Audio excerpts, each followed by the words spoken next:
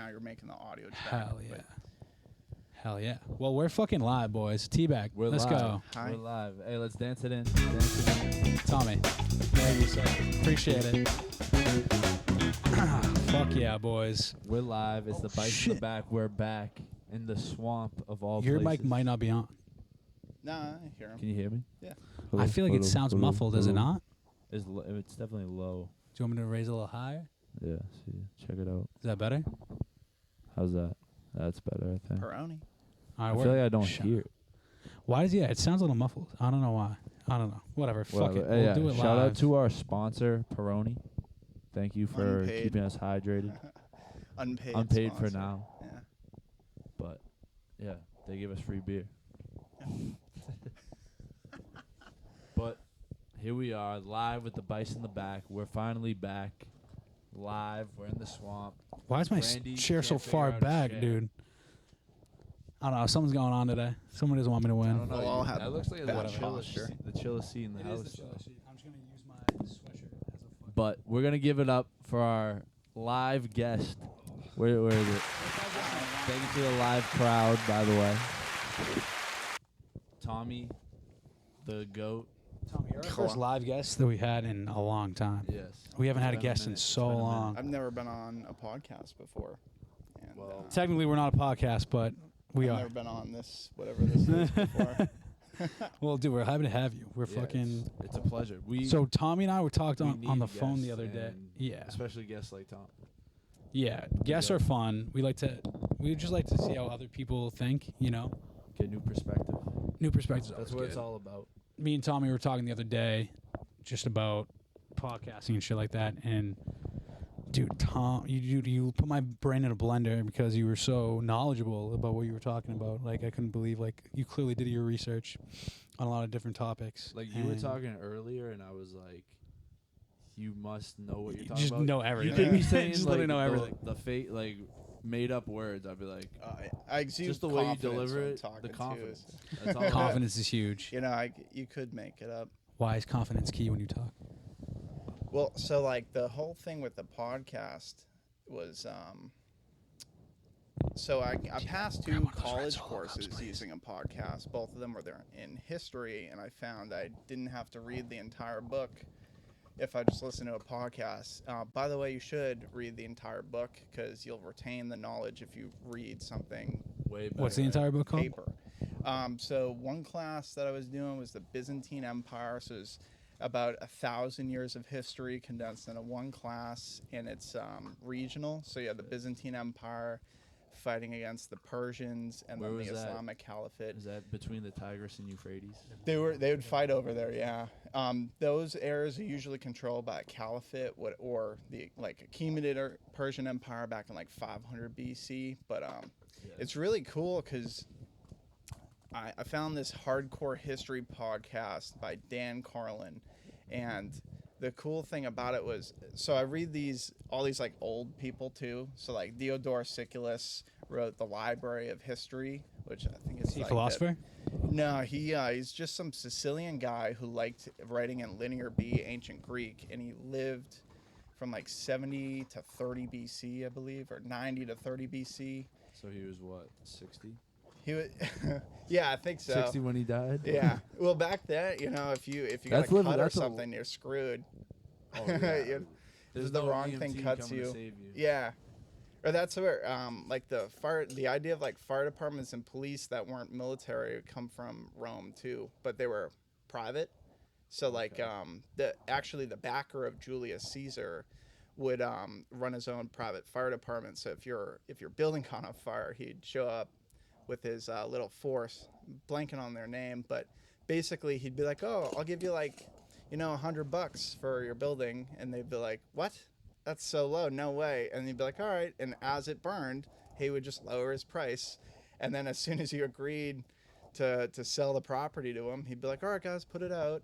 So then it begs into question, like, also, could they have lighting these fires too? I don't know. Must have been, yeah, just to make been. That's what but this guy, Dan Carlin, made really boring history super interesting because, like, when you talk about, like, Darius the Great, Darius overthrew this guy, oh my god. Anyways, Wait. How did you get into ancient civilizations and society? What sparked your love for it? He has love for So, everything. yeah, not He has yeah, love I for guess. knowledge. So the Great Pyramid I think really blew my mind, mostly because we're taught like Khufu. How did they make that? Well, that's the thing, That and is there's the thing. actually like Diodorus writes about how they made it. I think he used Herodotus as who is the guy who wrote like the Iliad. The Okay. Odyssey. Oh, sorry, that was Homer. Yeah, I was about to And say Herodotus Same comes thing. later, but See, I was about to go with, oh yeah. Iliad and the Odyssey. Come on Yeah. now.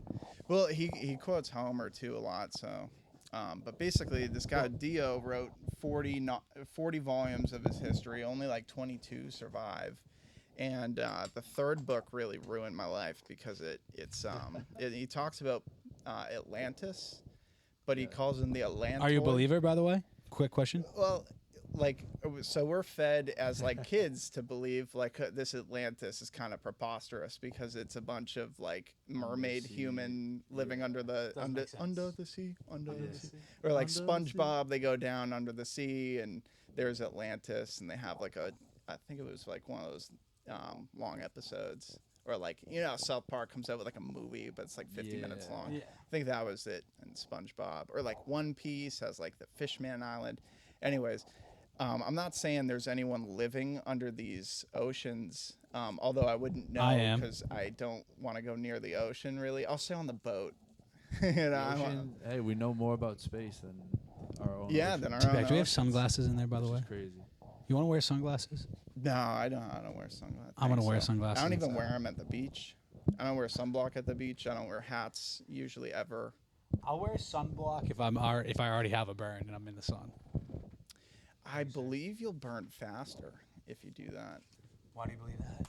So, I mean, if you think of like a camera, right? So if you put, if you got a bunch of glare in your shot on your camera, and you can put like a device. Magnifying glass is what you think is what you're saying. Well, it's like a filter. You're putting a darkening filter over your eye, and the eye reading the frequency of light that's being introduced to it will calculate what to do. So you have the suprachiasmatic nucleus, which is the master clock of the human mind. That Did everyone get that? Write that down. the We taking notes here? SCN for short. And then you could talk about like melanosomes and how that's like containing melanin, and they release melanopsin, which you can find in other types of animals. So like flies have, I believe, melanopsin, and a bunch of UV detectors. Actually, like other animals see in UV light and infrared light. We just happen to see from like 400 to 770 nanometers. So that's the visible spectrum. But like anything past the visible spectrum. Define visible. Yeah, give me though. the spectrum. What's the range? No, define visible, because Yeah. if you're seeing the radar or whatever the bugs are seeing, is that visible considered or not? I believe they can see invisible spectrum. That might be obvious, but like the reason why like an early bird catches the worm, right? So worms reflect UV light when they're in the ground, and the ground doesn't reflect UV light unless it's like plants hold UV light. They reflect infrared and green, so that's why you birds see them can as look green. down and kind of see. The reflection of the UV light. But there's a Holy caveat shit. to that, is that all living biological beings also produce something called the ultra-weak photon, and depending on their emission spectrum, so they reflect it, they absorb it, but they also emit in response. So, and this is in the field of biophysics, which if you talk to like a doctor or something, they're really smart people, but you're gonna They're teach, rigid in their ideologies, though. Yeah. Max Planck got a Nobel Prize for quantum mechanics, and I think he said something to the effect. Do you know how the Nobel Prize began? the dynamite. Explain that. Yeah, Nobel was, I believe, the inventor or the He investor invented of explosives. dynamite. Yeah, and he was reportedly dead. False. He was alive. And word travels slow there. So he was reading his obituary, and it was all about, he was, I think, the harbinger of death. Yeah, he did not want to be known as the Yeah. harbinger of death. And I wouldn't either. Like Dr. Yeah, Death. I don't want that. Doctor Um, Death. That's not good. And that's a different guy. But so Nobel created like the Nobel laureate system. Yeah. and it was all to kind of save his reputation. Correct. Because he was known as the harbinger of death. Now he's known for the Nobel Peace Prize. Correct. Also, people who have Crazy. won Nobels are also funded by people like J.D. Rockefeller. So, like, a lot of the earlier Nobel laureates were funded Essentially- by eugenicism. Yeah, essentially they the weight just- of a Nobel Prize is not as much as you think it would be. Yeah. Sorry, I didn't mean to cut you off. I just wanted to let the people know. Yeah, no, it works. He said That's science crazy. advances not by like new ideas, but by funerals. Yeah. So That's it. basically, people have to die with their ideas in order to advance anything, which is what I believe he was running into when he introduced the ideas of like thermodynamics and quantum Right. You have to be mechanics. called crazy and a hack in order for your ideas later on to be like, oh, maybe he wasn't actually crazy. Yeah, and his ideas were nuts if you think about it. It's Well, yeah. about using physics to calculate probabilities. So you get rid of cause and effect completely, because when like photons go through two different slits, and then you try and measure at what point they decided to go through the left slit or the right slit and end up at the wall. Are you You- talking about rendering? Or I guess that's kind That's of like an the particle idea. Theory, but like, have you talked about like, have you ever gone to like rendering theory where like particles are observed versus unobserved and Oh, how yeah. they move differently? Or like a video game, like nothing's like if you're playing Skyrim, it's not going to render every part of the world until Right. you introduce your enter avatar to it. Yes, exactly. Yep. So, but so this is confusing too because there's public science that says, oh, like you can't measure at what point the photon went through the left or the right slit, and then you find military studies on how they've overcame that, and they can predict where the flight of the photon will end up just on 2 or 3 different points of where it's going. Damn. So that's kind of cool. But the photon story So is interesting. is this all to say that sunglasses are bad for you? I don't know if they're bad, but so I was in Brazil for a little bit, and I got a little. So when you bring expensive things to another country, you don't know if you should wear them out, especially because you hear stuff about like, oh, Brazil, if you're in Rio de Janeiro, like maybe Yeah. don't wear your Rolex around. Correct. I was in Right. Vitoria, which is like a small Boston-like city. Can you speak Portuguese? Yeah, I'm You can all speak right. Spanish, can't you? No, I'm better at Portuguese. Oh, really? Yeah. And como vai? Oh, estou bem. Estou bem. Tudo I had a bem, tudo girlfriend bem. at one point that only spoke Portuguese. No So if I'm shit. good at all, it's because I had, talked Dude, to her all the time. Portuguese is Not so, anymore, but- I love hearing people talk Portuguese. It's just like Yeah, I Good told you I was sounding at the language. liquor store, and the man who Indian was guy. working there is Indian, and he was speaking with an Indian accent in Portuguese to a Brazilian. It was really cool. hey, That is cool. Yeah. it's- He probably just learned it from talking to people going in. That's kind of how I learned it, with the Right. addition of just reading books. Like I never took a class or anything. I kind of just But hey, when you read, you retain it more. Yeah. Than when you listen. Yeah, and if you read So- on the paper is big because the dopaminergic hijacking of using the internet to read because of the blue lights Yeah, really. explain dopaminergic What if I'm wearing hijack. blue light glasses though? Does that counteract it? It can. Well, it's Somewhat. counteracting, but like you wouldn't need the whole market of the blue light glasses if it was healthy to use the blue light. Right. Just like I mean, so UV light.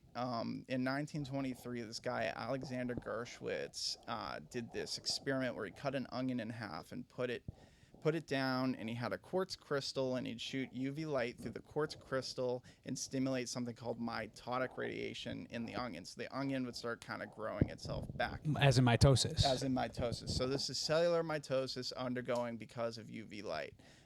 Now, you potentially do the same thing, but we think of mitosis at a point as any mitosis becomes cancerous, which Yeah, like a I'm not an malignant expert, growth, so, yeah. like makes sense to me also. Like if you have unchecked growth, that's a problem.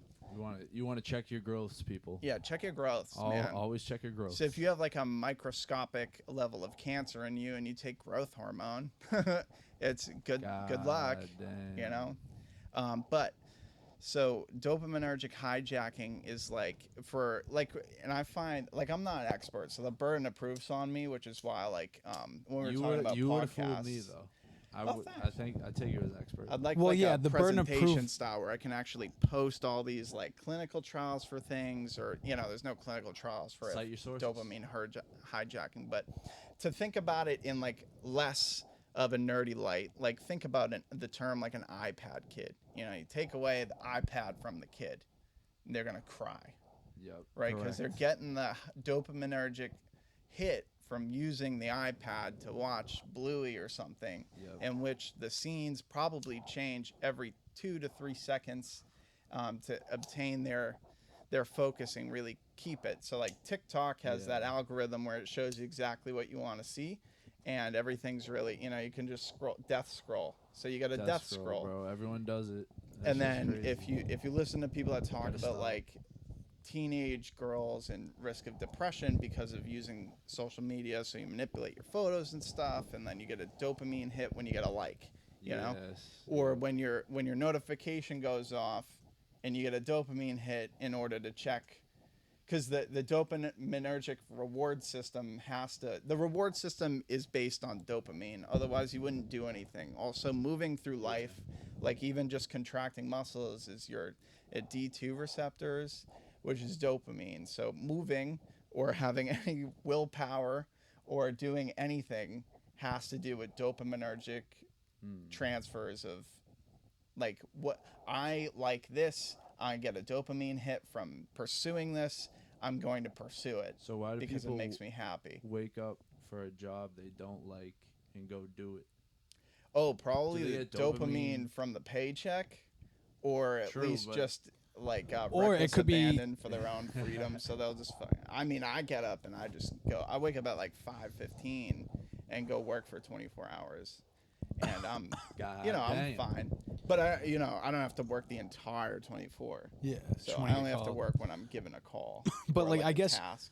I guess you could say like cortisol, which is your stress hormone, Yeah. could also play a factor with that too. Yeah. That could be a reason why Mediated by light. you go to work because you're stressed. Like Yeah. if I don't do this, I don't get paid. You know what I mean? Yeah. So, yeah, I could see like I'm kind of a scatterbrain. I haven't answered any question, by the way. But no, that's keep that's the going. thing about the Bice Are is sunglasses good for you or bad? I would say, if I was a doctor and I was giving medical 'Cause there's a advice, I reason would you tell don't wear them to wear glasses. But I don't wear glasses because when you cover your eyes, you have VDR receptor, vitamin D receptors in your eyes. You have melanosomes that secrete melanopsin to produce daytime hormones. You have POMC, pro-opiomelanocortin. It's a gene that can make proteins like pro-opiomelanocortin, which is an opiate. It's the beta endorphin that's released. Say that one more time. Sorry. Pro-opiomelanocortin. Pro-opioid melanocortin. Yeah, it's a protein I hope we're produced taking by the notes. genomic expression of POMC. It's POM-C, and it has a lot of functions. Like it produces adrenocorticotropin hormone, which regulates your limbic system. Now, the limbic system is really important for me because it's the emotional part of your brain, and I need to rely on myself in order to not be emotional and like highly emotionally stressing situations. mic. I go high stress. Yeah, so high stress situations, you're gonna have a spike of cortisol. So if you're exposing yourself to high stress situations all the time, the last thing you want to do is keep your stress response on all day and all night, which is why they tell you when you're trying to go to bed, don't look at your phone because the blast of blue light's gonna keeps you awake. give you cortisol. And if you don't believe that that light affects cortisol, just light affects melatonin, and that's what needs to secrete while you're asleep in order to actually repair your mitochondrial DNA and your actual DNA. You need melatonin, You need melatonin, but if you and blue light kills melatonin. blue light suppresses melatonin, Suppresses but also it doesn't have to be blue light. Like it's the wavelength that matters. So like your amber looking or your white LED that looks just white is actually blue. It just has a shift in hue. But you it's mean a like blue these lights right frequency. now are A blue frequency. a blue frequency, but we look at it as white. Yeah, because it's Right. relative. So Right. like if we had a red light in here and you were reading a book, right? So you've got a little red light panel off to the side. Red light's good for you, right? Better for you than blue, Relatively, but it's yeah, exactly. it's still Yeah. So radiation. also, if you have a problem with erectile dysfunction, try a red light panel in your room. When Really? it's time to have some I fun, hope you're use a taking red light notes. panel in your room. No And- way. You know Whoa, what I've been? when you I sleep? mean, I read that watermelon is good for blood flow.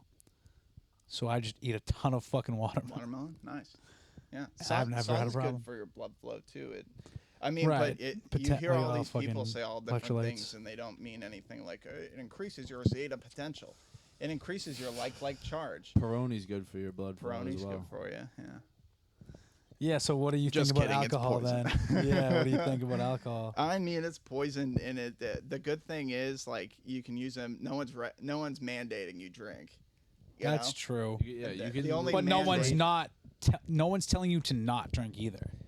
Yeah. True. Actually, you get bullied. You get peer pressured. You know what I Well, mean? Yeah, I think people our age are kind of turning towards like weed or just not doing anything. Also, 'cause, Yeah, like, but we're all so old. yeah, but the people that were old before us were, they're abusing Vicodin and Oxy, and none of us. Would Yeah, really use but that was now. a different grade of people. Well, yeah. So you get But they different also grades. gave what's it called? Fentanyl as like a Oh, yeah. stress reliever or some shit. I've given a lot of people fentanyl at work, and people are really like But yeah, skeeved out but, when I like, introduce the idea, Yeah. because of what they It's hear used from the all news. the time It's used- medically. yeah, And, all the dude, time. all the time. And you're It's gonna the tell go-to. me weed is that? What? How crazy is it that weed is still a Schedule 1 drug? Yeah. Yeah, I mean, it obviously doesn't make any sense. Doesn't make any sense. It's Yeah. so blatantly obvious. Yeah. And we have electives saying, yeah, we might change that weed isn't a Schedule 1 I mean, drug. eventually You it's And gonna once they might. take away a right, You it's really might do- hard It's gonna to- happen. Are you It's- crazy? get it Are you back. on crack? I don't know. It's weird It's a to me. matter Yeah. of time. It is just a matter of time. Well, the same guy who made weed illegal is what the movie Citizen Kane is about. we I thought literally were just talking talked about that. fucking Yeah. Hearst. William William Randolph Randolph, Hearst yeah. III. He's also the Fucking reason why there's just wanted there's money. a lot of Eurasian boar in the United States too, because he smuggled a ton of them in and used them just as like dinner. He would shoot Yeah, 'em what a and then what a eat- just like an eat. eclectic guy. Yeah, you know what I very mean? strange guy. Or Yeah, he Yeah, T-Back, ordered when a you have bunch of money like that pigs. back then, what else you gonna do? You're gonna And pigs, fucking do whatever you want. pigs, even like domesticated pigs, if you let them loose and they just do whatever, they start getting their gene expression changes, and they become like more wild looking. Like they'll Yeah. get the tusks, they'll change Oh, their really? hair. Yeah, it's very strange. Like when you get a like a within pathology. one lifetime, or like Yeah.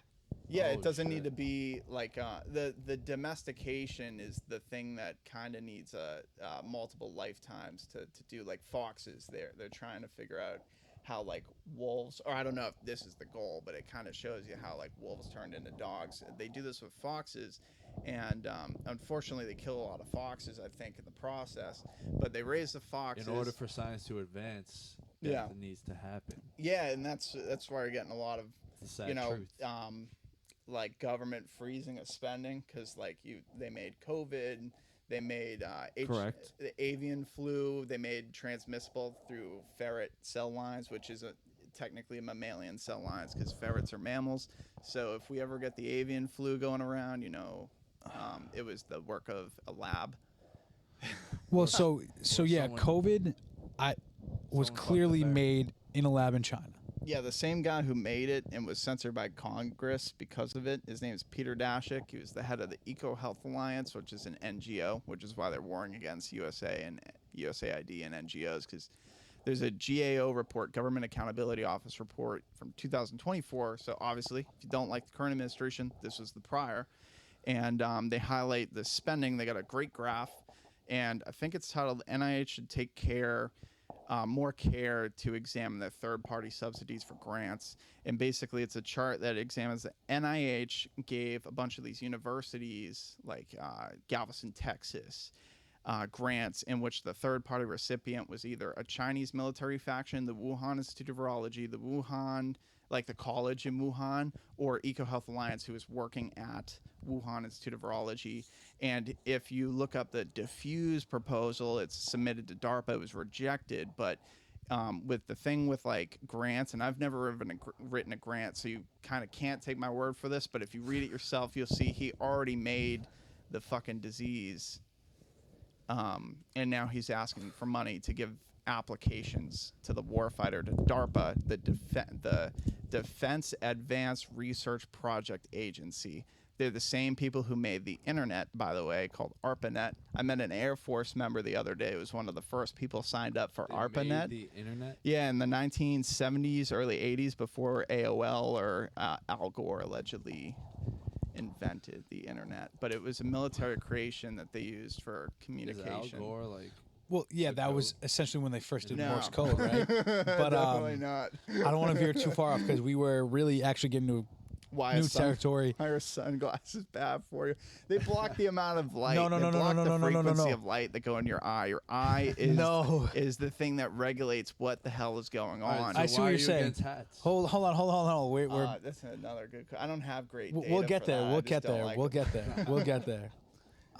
You were saying really great information about the guy who invented COVID Oh, Peter Daszak. Yeah. before you got into the DARPA situation. I did not know all that information about him. Yeah, USAID also gave money to EcoHealth Alliance, and then he lied. But what I was going to say about him is when you found out that the virus came from a wet market, they had a WHO team go out and investigate where this came from. And all I'm saying is Peter Daszak he wasn't born in America. He was born in the UK, but he's an American citizen. So he's the sole American on this investigative team to find out where the disease came from. Well, he made the disease at the lab at the Wuhan Institute of Virology. There's clearly a paper trail there if you look up the diffuse proposal, or the USAID project's called Predict One. And the Predict One was about isolating and sequencing all these diseases. The diffuse proposal was about them selling applications to DARPA, in which he writes about a SARS-CoV-like disease that is more bindable to the ACE2 receptors, and that they made chimeric mice, humanized mice. They made it more able. I've worked with chimera mice. Yeah. Yeah, actually, chimeric anything, if you loosely interpret the Bible, or like I think it was, or anytime they talk about who's inhabiting Egypt before they got there, they talk about like the Nephilim, the giants, the abominations, right? So the idea is these fallen ones, these angels came down and mated with humans and broke the law of the universe, and that's why all of them were wiped off. This is the explanation in the book of Enoch, which is in the Ethiopian canon. Right? Sorry? Demigods? Yeah, basically. Although they're not like the Greek ones, but the confusing thing about history is like everyone has a different name and a similar role. So they could be the demigods from the Greek stories, or demigods from the Egyptian stories, because those gods are pretty interchangeable. Thoth is interchangeable with Hermes, who's interchangeable with the Roman Mercury, god Mercury, and then we get the word hermit from it's the all the people who same worshipped roles. Hermes, the sun god, who were getting killed for talking about it. Well, since we're talking about religion, do you? Wait, what does hermit mean again? Hermes or hermit? Hermit. Hermit's like a recluse. Like you think of like a hermit crab, a recluse in its shell, or like the stereotypical hermit dude who's like looks like a wizard in isolation in a cave, maybe. Or like Pythagoras allegedly lived in a cave forever. Although I don't even think Pythagoras was a real person. So I does think that it's a relate cult. to the name Hermes? Yeah, I think so, because if you try and like figure out who these early people who like worshipped Hermes, but during like the Byzantine Christianity periods, they just stopped talking about their religion to anyone, because you would get killed if you were blasphemous. You know, there was like certain times they allowed for other people to worship other things. Like it was like why, and like if you were Jewish, you'd believe like Cyrus the Great was not a prophet, but a savior, because he let you do your religion, you know, and he like saved you from slavery. So he's like supposed to be a great member of society in their theology. Historically though, Yeah. like I believe it, not like theologically, like historically, he was very beneficial for them, and that's why they think he's like a savior, just like the Israeli state likes Trump, and they Wait, gave him the That's silver that's a crown. problem. That's a problem. To go back It's a legit to problem. What you asked, What? what religion you follow? Oh, I'm Oh, Christian. no, not religion. What you follow, but like, what do you believe about religion? Like, what's your What do thoughts you, on different and perspectives what are your of thoughts on belief and not existence? belief? Like, So Existence, yeah, existential, spiritual. existence, I think, I am a Christian, but if there was anything that made sense to be God, I think it would be light and water working together to make life. Light comes from the sun, obviously, and we're carbon-based organisms, and all these elements that make us up, whatever they may be, come from different stars. The reason why we can measure what a star produces is because we can take the Kelvin temperature, I believe, and you can rework that into finding out, like, oh, this star burns at this rate, this molecule. So like our sun does nuclear fusion of 2 hydrogen atoms to make deuterium, which is helium. Sorry, not helium. It wants to make helium-4 is the last thing it makes, but it wants to make 2 hydrogens into deuterium, and when it does that chemical reaction, now you have a hydrogen with 2 neutrons, which is deuterium.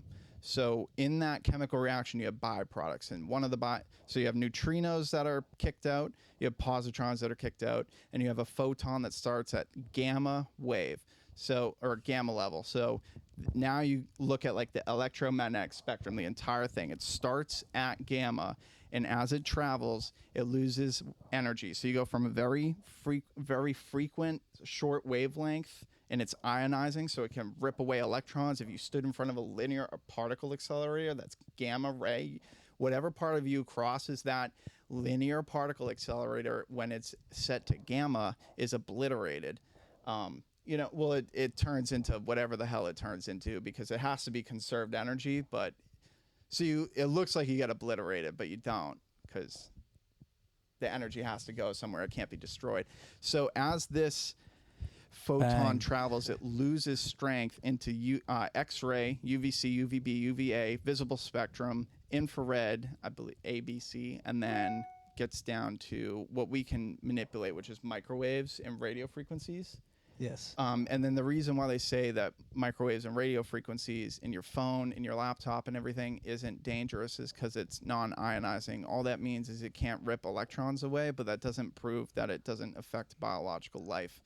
And there's a great book from Robert O. Becker in the 70s, or I think it was published in 85, but he went on 60 Minutes in the 1970s, 77 to be exact. And after this, the NIH ripped all of his funding away, but he was a regeneration specialist. So he is someone who popularized the idea of bone regeneration being because of a PNN semiconductor. So the positive is collagen and the negative is apatite, and bones don't heal. They completely regenerate due to the semiconduction.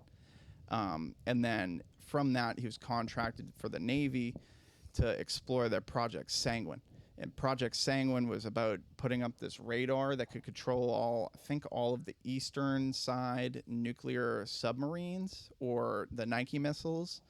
And around the time, everyone was super, like, if you can find old videos about like people thinking like the invention of a seatbelt was communism. So like they're really scared of this giant radio frequency tower that they're just trusting doesn't do anything to biological life. Well, he proved allegedly that it did, submitted his research. It wasn't submitted to the National Archives, and the committee that he was supposedly representing said, oh no, it's totally safe. So he went on 60 Minutes and told them the committee's fraudulent, and then they ripped all of his funding away, and then he had to get privately funded and then just retired. But this guy was the one that discovered how like regeneration works, which goes back to religion. Does anyone? I was gonna say. I was gonna say. Back to religion. Back to religion. This all Wait. say all that to say. Back to religion. You take a like scientific approach to existence, or like how Yeah. it's created. Yeah, and you could see religion's the story, science is the recipe behind the story. So in the story of Prometheus giving fire to humans, his punishment was Zeus tied him to a tree and let an eagle every day come and eat his liver. But the liver grows back. And I don't know how they knew that back then, but we know that it grows back. So it's a never-ending. It's a cycle, yeah. So even like obviously, if Prometheus was a human, you would die from the contamination of the eagle chopping away at your liver because you're going to get an infection, and also you don't have any way to like mitigate the homeostatic disaster of getting your liver obliterated because you have 40% of your fluid at any given time sits in your liver, you know, more or less. Shout out Peroni, by the way. Yeah, shout out Peroni, destroying livers. And but in a fun way, you know. Yes. So religion, if you expand on that, like I don't think any one religion is like the overall thing. I think they're all kind of a way to make sense of your reality, considering you can find stories in different religions that kind of make sense. Like I think they're called astras in the Vedic culture. So like, all right, so if you read the Mahabharata or the Ramayana, you have stories of Lord Rama, a demon who controls a flying crystalline city that comes and lands in front of yours and makes war with you. And then Lord Shiva puts an end to it with his like bow.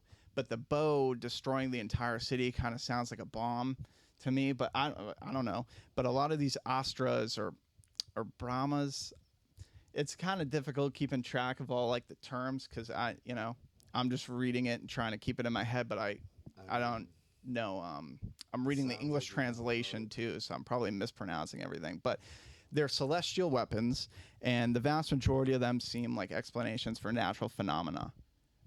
But at the same time, you have places like Mohenjo-Daro, which means Mound of the Dead, in Pakistan, and it's one of like the oldest civilizations that we don't know anything about. We just know that the skeletons are in the streets all over the place. The bones are irradiated, apparently, but I'm not a scientist there with taking account to that, and I don't have reasons as to why they would be irradiated, but it could be like a solar flare, it could be like some past civilization with a nuclear bomb, I don't know. But these bodies are there, they're skeletons, they're not ravaged, they don't have any evidence of trauma in them in the conventional explanation up until like I guess now. This isn't breaking from me, but I've been reading into this.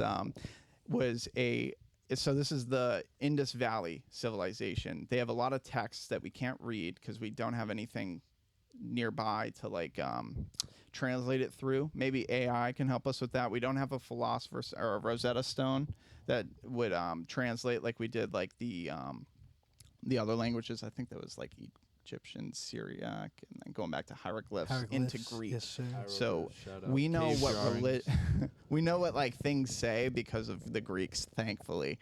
But so Latin? I thought they spoke Latin. Or no? no. So, but it is kind of confusing because when you look at if you study either Latin or Greek, or if you studied both, you'd be able to just look at a word and figure out what it means, even in English, because we use in medical terms, or like when you're talking about a species or something, they'll use the Latin name or they'll use Greek. It's like a prefix of every. Yeah, 100%. Yeah, that's so true. Yeah, it's kind of universal for our world, but anyways, these skeletons are just out there. They thought they were ravaged by a Iranian steppe tribe, so like an Aryan with a Y steppe tribe came down and slaughtered them, like the Scythians, who I think these people predate the Scythians by a lot, but the Scythians were weed smoking warriors who had long hair and tattoos and would dance naked and then go attack. Literally Randy. You know someone like that? Yeah, well, back when he had long hair in his heyday. Oh, you were Randy? He still is. You make me Randy, baby. They do call me Randy. That is my nickname, and I did have long hair at one point. It was like down to my shoulders, low key. If you have this civilization that got obliterated, but they had irrigation, they had toilets in this place, which is I think it's like 6,000 or 7,000 BC. I think they predate, I believe, the Sumerians too, who I was taught was the first civilization. I just don't buy it because there's too many old things, but they can't teach you that we don't know anything about these people in school. You know, like if you can't have a whole module on people you don't know anything about. So I was taught that the Sumerians were the first with like the city of Yeah, and then like yeah. Jericho was an early city. There was a city of walls. But then you have Mohenjo-daro, who's the Mound of the Dead. You have Göbekli Tepe in Turkey, which is just these giant T pillars with high relief scriptures. Now, like if you're gonna carve something, you might think like I'll carve the image I want. What a high relief is, you carve away all the stone surrounding the image you want. So it's like a higher degree of technical skill Yeah, in yeah. making something, and they're T-stone pillars, which are kind of hard to cut. And I don't know how far the quarry is from this place, but when I was in school, around this time, because it was 11,600 years ago, I believe, which is the end of the last ice age, called the Younger Dryas. Damn, And there how was old are you? I was bitten by a He's in school. vampire. Explain the Younger Dryas impact theory. Yeah. So there's the impact theory. I don't think it's dismissed that there was a major cataclysm by like anyone, but the mode of cataclysm is highly debatable. So there was either like the torrid meteor stream that we pass Earth every year, twice a year, puts on a blindfold and goes through a major highway, and that highway is called the torrid meteor stream. I think in June and then in October, but the away from the sun is Every year? October, so you can see them every year.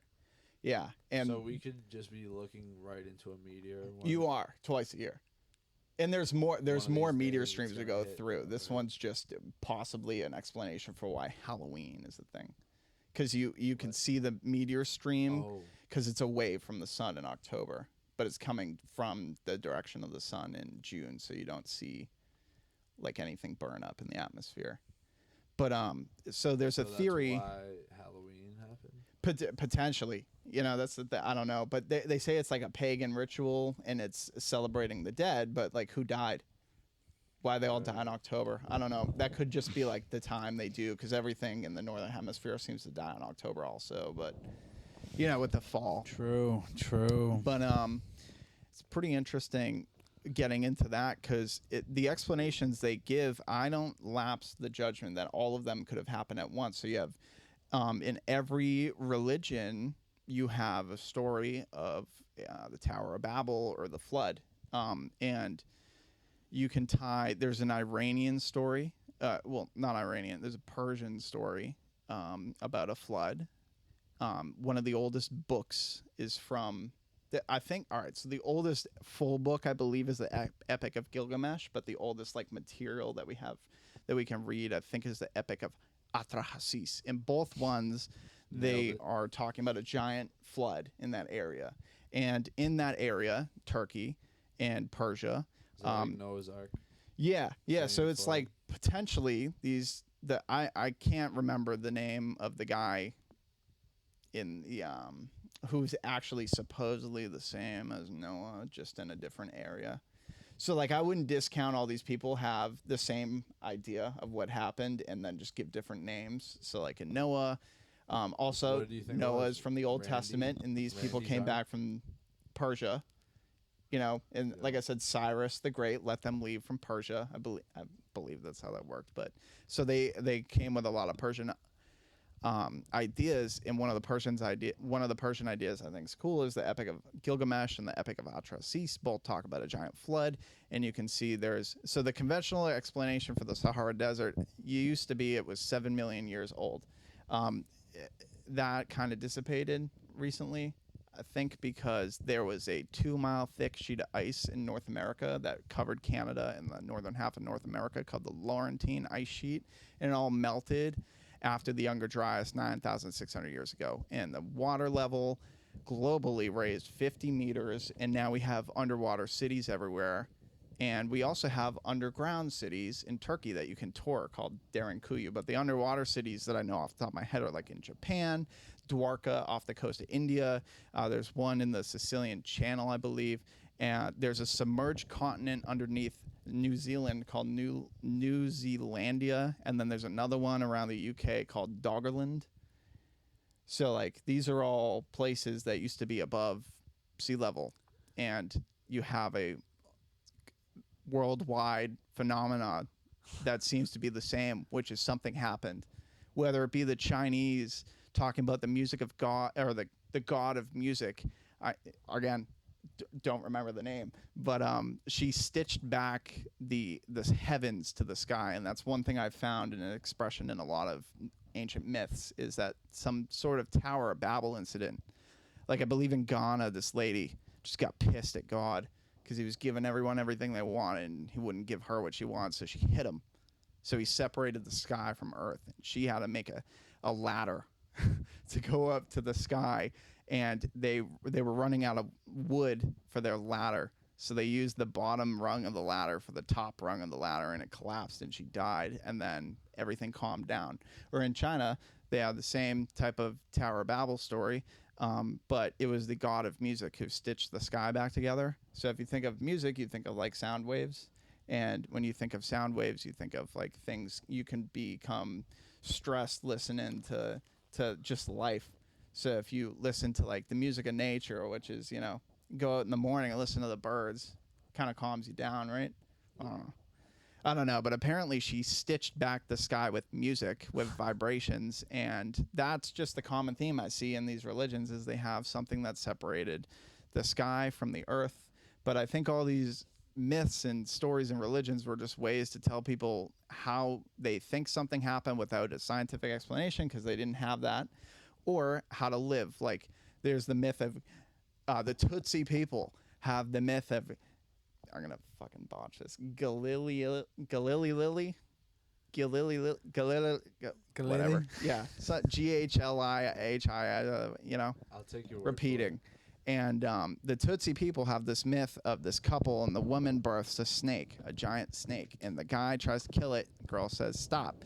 So the guy runs out, gets the elders. Elders come back, say, hey, make him a house in the middle of the woods, and he'll become a man. So they make him a house in the middle of the woods, carry him out there. He becomes a man, comes back. Parents are ecstatic. They go, hey, let's talk about a wife. He goes, I've already been looking. I got a prospective wife. And they go, what are you talking about? He goes, well, when I was a snake, before I became a man, I would spend all day looking at this one girl, and I would send my love for her through that snake. Now, you might at this point think, what the fuck is this myth talking about? Are humans snakes? Yeah, or Adam and Eve. But what I think they were talking about was people. Don't kill the snakes. We need the snakes. We don't know why, but if you talk to an ecologist, they might be able to tell you why we need the snakes. But the Tutsi people in ancient times probably didn't know why they need the snakes so much in their ecosystem unless you're out there observing what they eat, and then if you had an absence of snakes and observing what they eat over being a burden on the ecosystem because now you have a seesaw that's up on one side because there's no snakes to put it in check. So what do? You tell our people, don't kill the snakes unless they attack you because the snake might be your neighbor's son who is waiting to become a man. And then in all of these other religions, they associate certain gods with like different species. And I think it's all in an effort to get you to appreciate nature, like the natural life. So you don't kill, so you don't overfish, so you don't overhunt, so you don't just kill things for no reason. You got to have a reason. Right. You know? Thoughtful. Like thou shalt not kill unless your life is at total risk. Is it true Which back to religion. Is it true that Nikola Tesla made a car that ran on water? Oh, potentially. But they blackballed him. So many. No, he made like things. free energy allegedly for J.P. Morgan, and J.P. Morgan he found got a way in a to fight like with them transmit electricity through the air. through the aether. So it's got Ether. AETHER. And I Yeah. think it's the same thing when you go to the Museum of Science. And that, remember back in the day, they took us to the Museum of Science, Those and big fucking electrical Yeah. coils. yeah, and they pull energy from the air via like lightning. Yeah, and he would just like stand in front of them while they're It's fucking definitely zapping not healthy, everywhere. by the way. Yeah, It's ionizing. it was crazy. All these I think he incredible went minds nuts. were fucking on crack, dude. Literally, Yeah. they were taking drugs.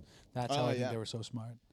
Yeah, I mean, if Which back to religion. Carrie Mullis made the PCR test that we test for diseases with. The female. Oh, he's she a won't- guy. No. He's a surfer. She's a guy. Oh, so you know something I don't, but No. This is I Jake from confused State them with Farm. someone else. Sorry. oh, so Carrie Mullis, who hates Anthony Fauci, by the way, made the PCR test, I think in the late '80s, but he was tripping balls on LSD when he got this idea. and I think he accredits it to kind of like the Muse, like which is another ancient Greek story. The Muse. Yes, I do remember the story now. The He did collective have like an epiphany consciousness. while on drugs. Yes. Yeah. Shout out PCR tests. Well, he said they don't work for testing for diseases. Well, they're a good, not for they're a good gene expression What do you test. think good about- gene expression test, but not for not for Yeah, it diseases. doesn't mean you have the disease. What do Like you think about the COVID vax? I read the patents from Moderna, and I'm not impressed before that. The one thing I thought they would, so I was forced to get it. The one thing I wasn't super pessimistic about initially was that I knew they created the disease because I read a DOD report in 2000. I was the crazy guy, by the way. Like I was showing people this DOD report from 2018, and the DOD, for some reason, is writing about the Wuhan Institute of Virology. So it's like, okay, what's this about? And it was basically, don't give these people Ebola to play with because they're a BDS-4 level lab and they aren't following their normal like biosafety protocols. There's going to be a leak. And by the way, there's problems with biosafety protocols in the U.S. all the time. In Georgia, there was like 2 stories about like infected monkeys getting out of a tractor trailer a few years ago. Do you remember that? No. I don't know if you look at like biospills or biosafety problems, there's like NIH articles about those. And I can't like Look at quote the them off golf the top of my spill. head, but the golf spill, yeah. But well, there's a bunch of oil. It sounds terrible. I actually know someone who lived down in Alabama who was getting paid a lot to go clean up, Really? but it's just carbon. So it's I know not that bad for you? sounds bad. Well, I don't. It's bad for anything like there, but it's also once it gets cleaned up, or like the Earth to me is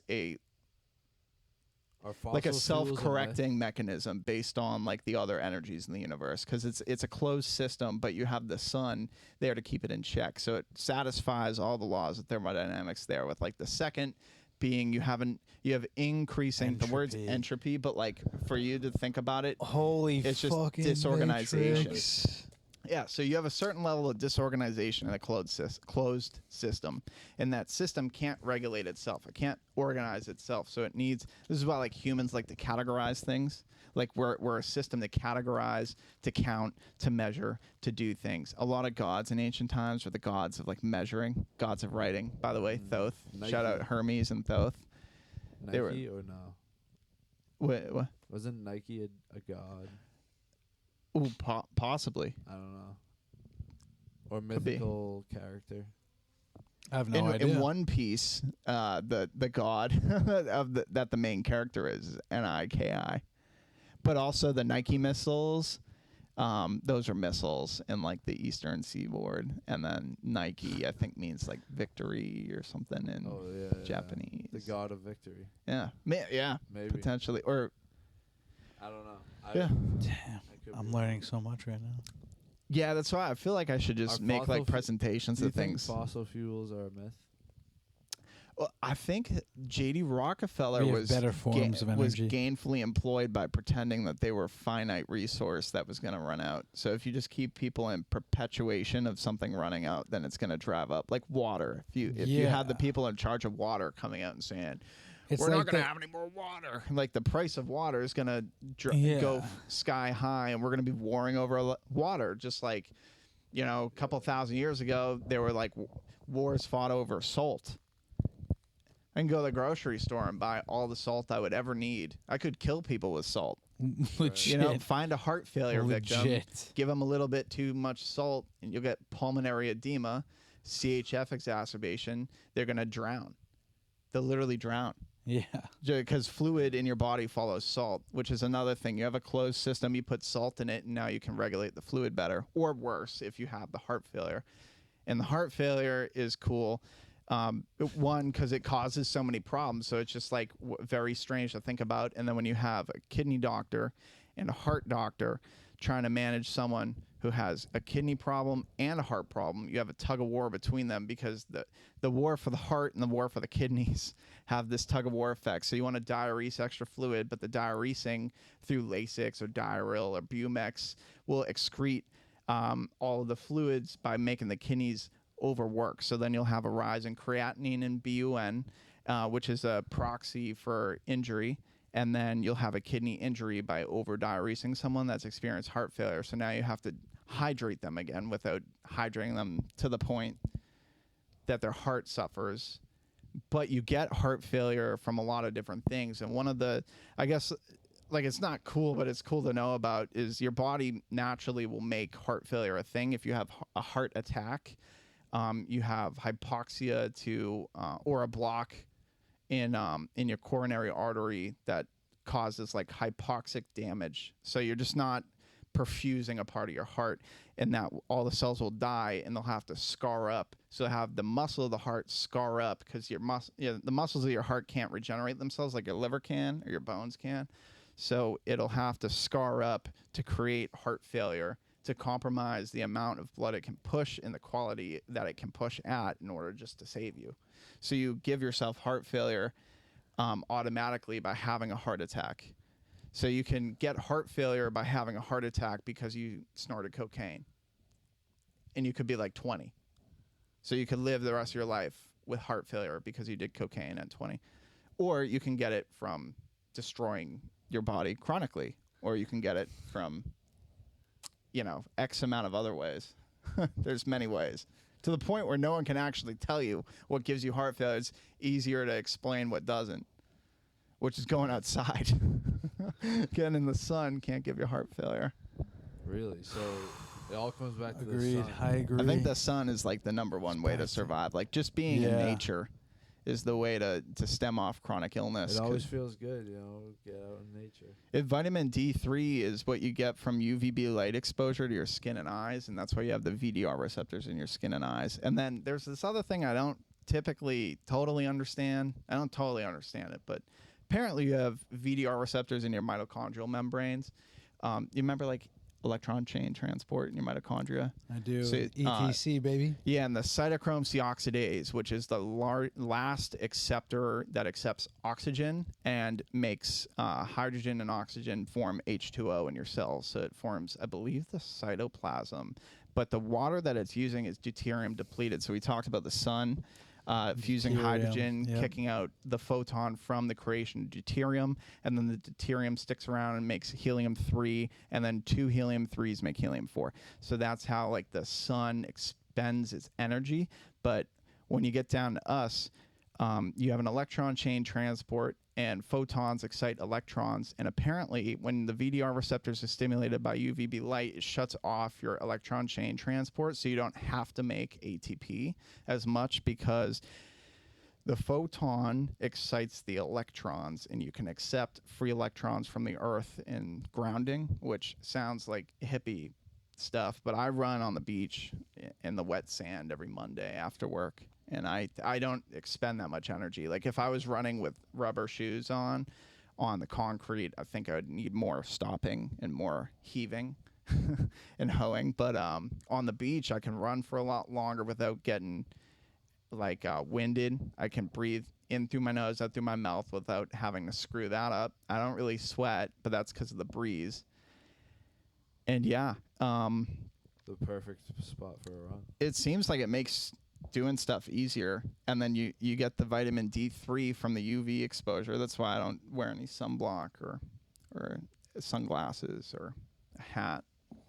And if you're running and you find when you put in headphones and one falls out all the time, I think the pressure when you're expending all that energy builds up in your head. So if you just wear one headphone, I've found it doesn't make it doesn't make like your one of your AirPods like explode out of your ear.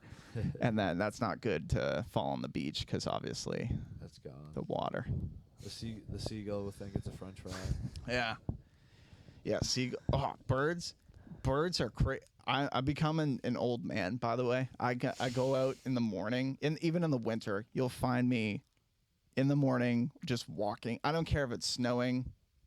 Rain's a hit or miss with me. Like I don't. It depends on what I'm wearing for footwear. If I want to be in the rain in the woods, but so the way birds, and I watched a documentary on birds last night, so that's why I'm probably talking about. Do you think birds are real? Oh yeah, Pigeons. yeah, totally.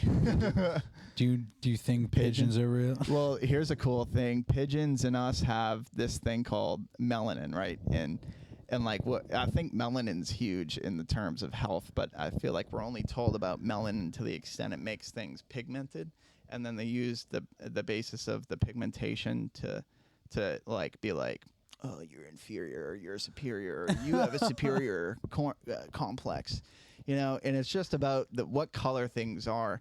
And really it's like a expression of where your body is relying on for thermodynamic energy. So if you have more melanin concentrated on the surface, which we don't, but like we're going to be expecting more sunlight in our life because we're a solar panel, just because it's exposing itself on the, and you get people from lower latitudes, like close to the equator, have a higher level of melanin on the outside of their skin. Or like when you go up and you get more Caucasian looking around, like obviously like Germany, Italy, around the Mediterranean in the north, you get like whiter, like fairer skin, like a Fitzpatrick 2 maybe, but you get like dark hair, and then when you go up to the Nordic areas, you get blonde hair, blue eyes, and you get type 1 diabetes as a genetic expression too, which I think could be like, I read a cool blog post that I also don't understand. Would be chowing down. They'd be chowing down with type 1 diabetes.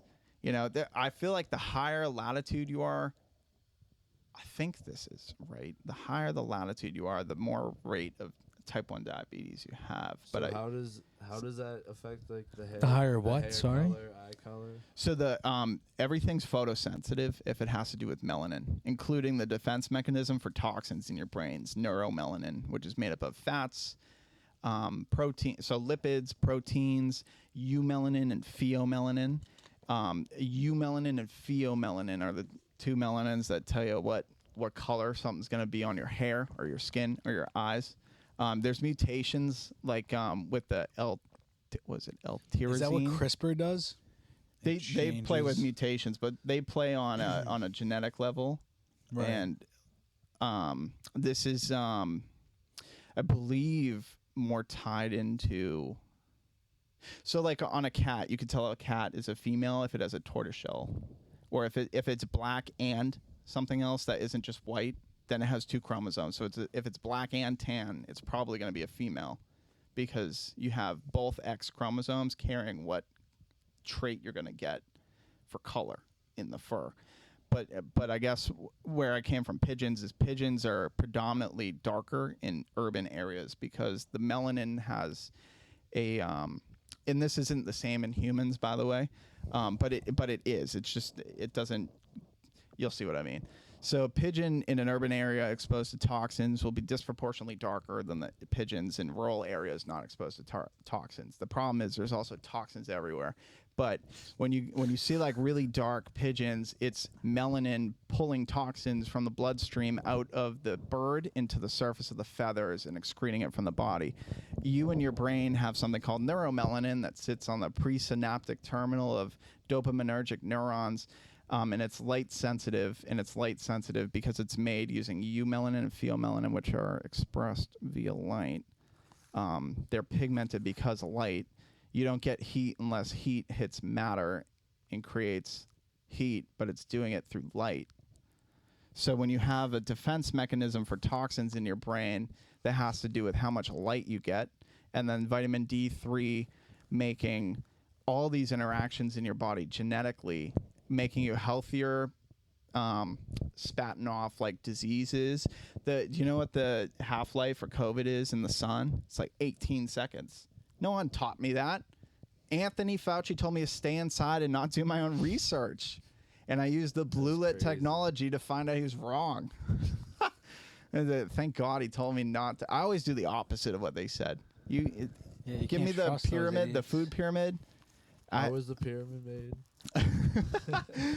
Well, so this guy Diodorus in first century BC says it was made by mounds, which is ramps. What do you believe?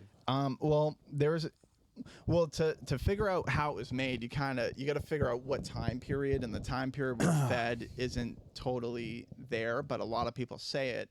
But there's no like inscriptions as to who made it within the pyramid, unless you take I'm blanking on the guy's name, but the one guy who found graffiti inside the Great Pyramid, attributing it to Khufu, or chemists, depending on the person that's writing about it. Here's the thing. Here's the problem with like ancient societies.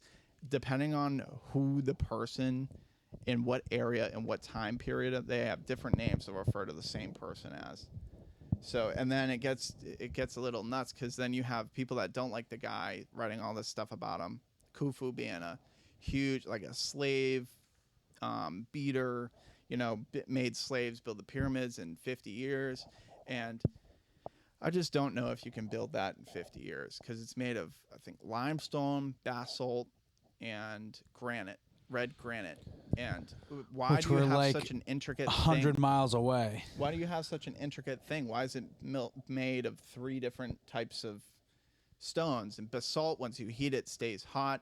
Limestone, when you squeeze it, is piezoelectric, so it creates electricity when you squeeze it. And then red granite's like one of the hardest stones ever. I've seen them cut, but they cut them with lasers. I have friends that I have a friend that owns quarries. And it's They cut 'em with 100 miles lasers. away from where they built it. Yeah, and that's just one of the 3 stones. Correct.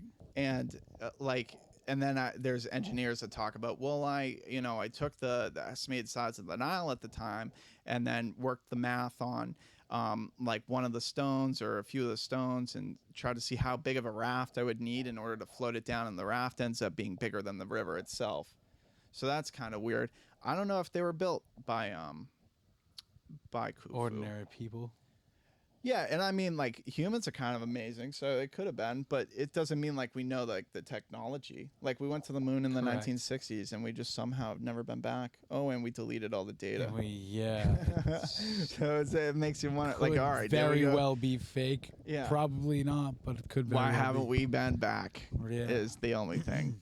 I don't know. It could be the actual story is they used mounds. How they got What's mounds? like a ramp. They used like a ramp, and then there was the flooding of the Nile that took away all the ramps. That's what Diodorus said. He attributes it to Khufu also. So 4th dynasty, which is like the mainstream. But the guy who found the graffiti saying Khufu made this was blasting with dynamite, back to Nobel, into the pyramid, dismissed all his workers, and then just found this graffiti the next morning. Oh, it says in Khufu. Oop. And there's a lot of stuff outside that is artwork attributed to Khufu. And there's another thing where they would make a false burial place. So they would make like a monument to a pharaoh, but then bury him in the upper Nile, which is south, by the way. So the lower Nile will be north, and the upper Nile will be south from Ethiopia area. But this guy Diodorus also talks about the Atlanteans being killed off by the Amazons of Libya in an ancient war, which is completely different than Plato. Plato also like made a lot of hypotheticals. So Plato wasn't always like talking about facts. He was more like a philosopher, whereas Diodorus is a historian, although he talks a lot about mythology too. So just gives you the consensus of what people think at the time. But I guess in like science is the consensus is, I don't think like a thing you can really attribute with science. The whole point is to find out what's wrong. And instead of like, oh, this is 100% true, because more than one thing could be true at the same time. So you find out what's actually wrong, what's measurably wrong. Correct. And half the time they do that wrong. So then if you don't go back and look at like old things, you'll never advance your understanding. You know? Correct. So I like to go in the CIA reading room. They declassify everything that's FOIA requested.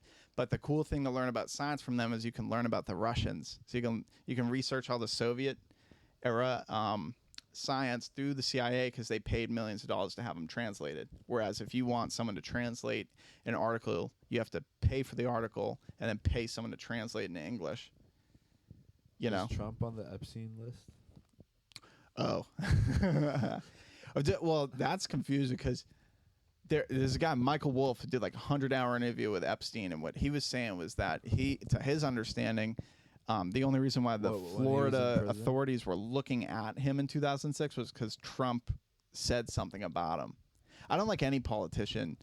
It's kind of like pick your favorite, like pedophile, potential pedophile. Correct. You know, and if Trump was anti-Epstein. It kind of seems like it was, but he's acting really weird Strange about it. Yeah. But we tripped over Epstein, and we call it Epstein, but what it is a blackmail operation. So, and everyone's being really sketchy about it. So I think a lot of people got blackmailed. And he's been involved with government dealings since Iran-Contra. He was a money launderer. So he's laundering money. You know, he's friends with all these important people like Bill Gates. I don't like Bill Gates. I would put I don't like the billionaire. Philanthropists over politicians because they do the beckoning of the politicians, but they're also beholden to each other. So like the creepy thing about Bill Gates is he does all these like I call it medical imperialism because you're going to low developed countries, you know. He's monopolizing. LDCs. This is what Henry Kissinger wrote about in his Kissinger report in 1974. It was a plan for depopulation by hijacking fertility rates and driving them down in LDCs, low developed countries. This was a resetting of American foreign policy in 1974 into the interests of driving down fertility rates in places that weren't first world countries. Everything subsequent to that would be classified. And he also, in this report, if you go and read it, very plain and clear language that they are going to, since people aren't going to like the explanation that we're destroying your fertility rates because you're a low developed country, we're going to call this family planning. And it's fine to have a choice to do family planning activities, but when you're being coerced into it by Henry Kissinger's American foreign interest policies, that's not cool. The same year you have the UN comes out in 1974 with the Plan on Population. Same thing. We're going to use family planning as a means to depopulate people, but it's ironically called Plan on Population. That's crazy. Yeah, so there's a lot of heavy topics that I would like to have, like, you know, right in front of me so I don't just sound like a total nut job. Like when I talk about what they're doing with mosquitoes right now, I'm going to sound like a total nut job. Give me the mosquitoes. In Florida and in California, they're giving mosquitoes that are genetically modified to have HSV1 and then another gene that makes ambient tetracycline absorption from the environment in larvae null and void. So they're going to give them herpes and then give them a gene that makes absorbing tetracycline, which would cure the herpes in the larva, null and void. So the plan is release the males who don't bite into the general population to get rid of the mosquitoes. I can never pronounce the name of mosquitoes they're going after. They're double A, if that means anything to anyone. The AA is what I call them, but they're Aegis. They're like the most something. commonly used. They like, carry Zika. Experiment. That's what they're trying to get rid of Zika virus. So like they give the male mosquitoes this crippling disease for larvae that larvae aren't supposed to be able to defeat because they tweak the tetracycline absorption. So when they mate with the female mosquitoes that carry Zika, their larvae won't survive. Now here's the problem. What if the larvae survive? And I get bit by HSV1 carrying mosquito. Now, HSV1, most population has some form of HSV1. Any sort of cold sore is HSV1. It's really not a big deal. But when you give a disease to an animal, we don't know what the animal's genome will do. If that makes sense. Like, you don't know what's going to happen. But what if, so it kill off all their spawn, does that mean it kills off every single mosquito? They all die out? Yeah, and then what happens to the bats that eat mosquitoes? Then what happens to the entire ecosystem? Yeah, and then what happens to the things that rely on bats to not be underpopulated? So it's either way. It's not good. Bugs also pollinate. Correct. So that's weird. Also, back to UV light. UV light, if you're getting molested by mosquitoes, they use UV light to see. That's crazy. Yeah. Kind of weird. You make light. Jesus said that. I'm not even kidding. He said, "I'm gonna." Everything I quote, by the way, is a paraphrase. What are the other? No, like I mean equidistant. That's not a word, but equidistant Jesus characters in other religions. Dionysus. slightly different. You could probably look up a list of people who are like born of a virgin, but like there's a lot of religions that their initial like I heard that's a real thing though. what? But like by experiment back then, like born a virgin. Oh, yeah, or I guess if you just lied, you know, be like, no one's been in here, Joseph. No one's been in here, Joseph. No one at all. Meanwhile, it was God. Yeah, but like Zeus would impregnate people. That's how you get like Hercules, and then Hercules supposedly destroyed the Libyan Amazons, who supposedly went to war and destroyed and captured the Atlanteans, and the Atlanteans were the most civilized in North Africa at the time, according to Diodorus Siculus. So if you have the Libyans go to the other side of Africa and destroy this island colonization, this island colony of Atlanteans, bring them back, and they were supposed to be really advanced with agriculture, and then you have agriculture spawn out of the cradle of civilization because it's very fertile over in where Libya and Egypt are. And then at the same time, you have like the bow and arrow was created in like 4 different places around the same time. You have these inventions that kind of get created at the same time around the world, and it like you're just waiting to find evidence of there being an older part of that, like the Pythagorean theorem. I think I don't know the details, but they found something way older than the Pythagorean theorem that talks about the Pythagorean theorem without Pythagoras, because he wasn't there. It's a different civilization. Well, yeah, and it's not even. I don't know if they copy it or if it's just like he wasn't the first to do it. Axiomatic truth. Yeah, He discovered it. Like an axiomatic truth is something that's true no matter the example. So like light organizes life is an axiomatic truth, at least for me. But I feel like modern biomedical research gets a pass on using light. Because if you look at the high-fat studies where they pump rats with like high-fat diets and measure against the standard American diet, so you give a rat processed food and you measure how it reacts, and you give a rat a high-fat diet. And a lot of times in these articles, they'll write about how unhealthy the high-fat diet made these rats. They'll measure their cholesterol, their vitamin D goes down, blah, blah, blah. Maybe they die. Well, if you read an article like that, look if there's any details about what light environment or what ambient environment, whether it be like the size of the cage or the light they use or the ambient light in the lab, and it's usually a fluorescent 400 to 600 nanometers. You're like, Brand, do you remember what light you need to convert 70 hydrocholesterol into D3? It's UVB. It's UVB light. So if you give fluorescent light to a rat and never let it see UVB light, your cholesterol will go up. Your vitamin D will obviously not go up. But if you give a rat UVB light, the cholesterol will go down because the precursors used for D3 synthesis. Also, vitamin K2 in people. You need K2 and D3. That's why they sell a lot of products with D3 and K2. If you take exogenous D3, though, you're not converting. You're going to downregulate your precursor molecule, your 70 hydrocholesterol, and it will do something else, like make LDL cholesterol. Then your doctor will be like, well, you fucked up here. Now you got to take a statin. And then the statin will further induce the inability to convert cholesterol into D3. You need cholesterol to make myelin sheaths. You need cholesterol to make D3. You need cholesterol to line your brain. You make cholesterol to survive. So the war against cholesterol is kind of nuts.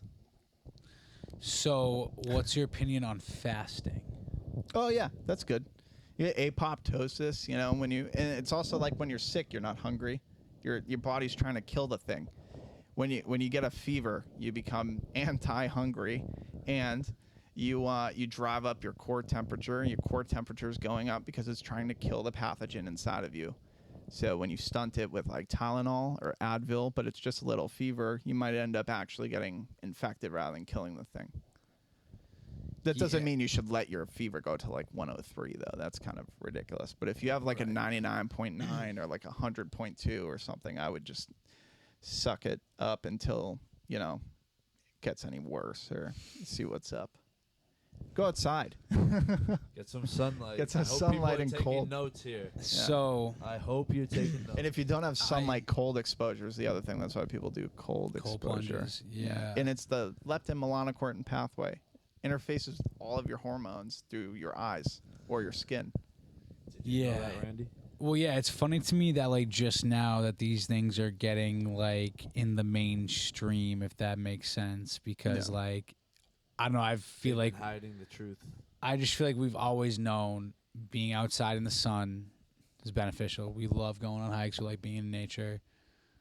Yeah, it's really calming at the It's the best. very base level. If you don't know anything about hormones or genome expression, anything, it's calming being in the middle of nowhere. Unless you don't know where the fuck you are, that it's pretty bad, huh?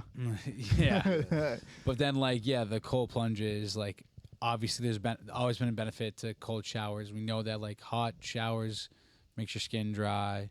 You know, like it's not good for you. Yeah. These things are clearly I feel like the hot showers will clean you, and the cold showers will actually like help you, like Correct. thermodynamically. So like I do like I'll hop in and it's cold. I want to shock my system in the morning, so I'll hop in and it's cold. I'll throw it to warm so I can actually like clean.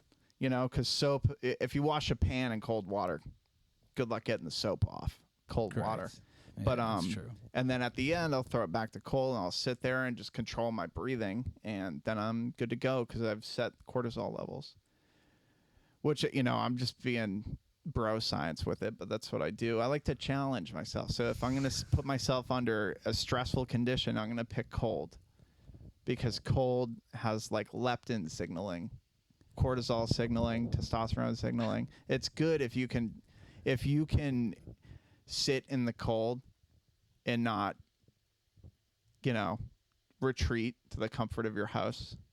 At the very least, you're going to be more of a non-immediate gratification person. Yeah, and that's you're the a thing where tougher type of technology person. ruins us, is it's immediately gratifying most of the time. Yeah. But you're trading time for immediate gratification. 100%.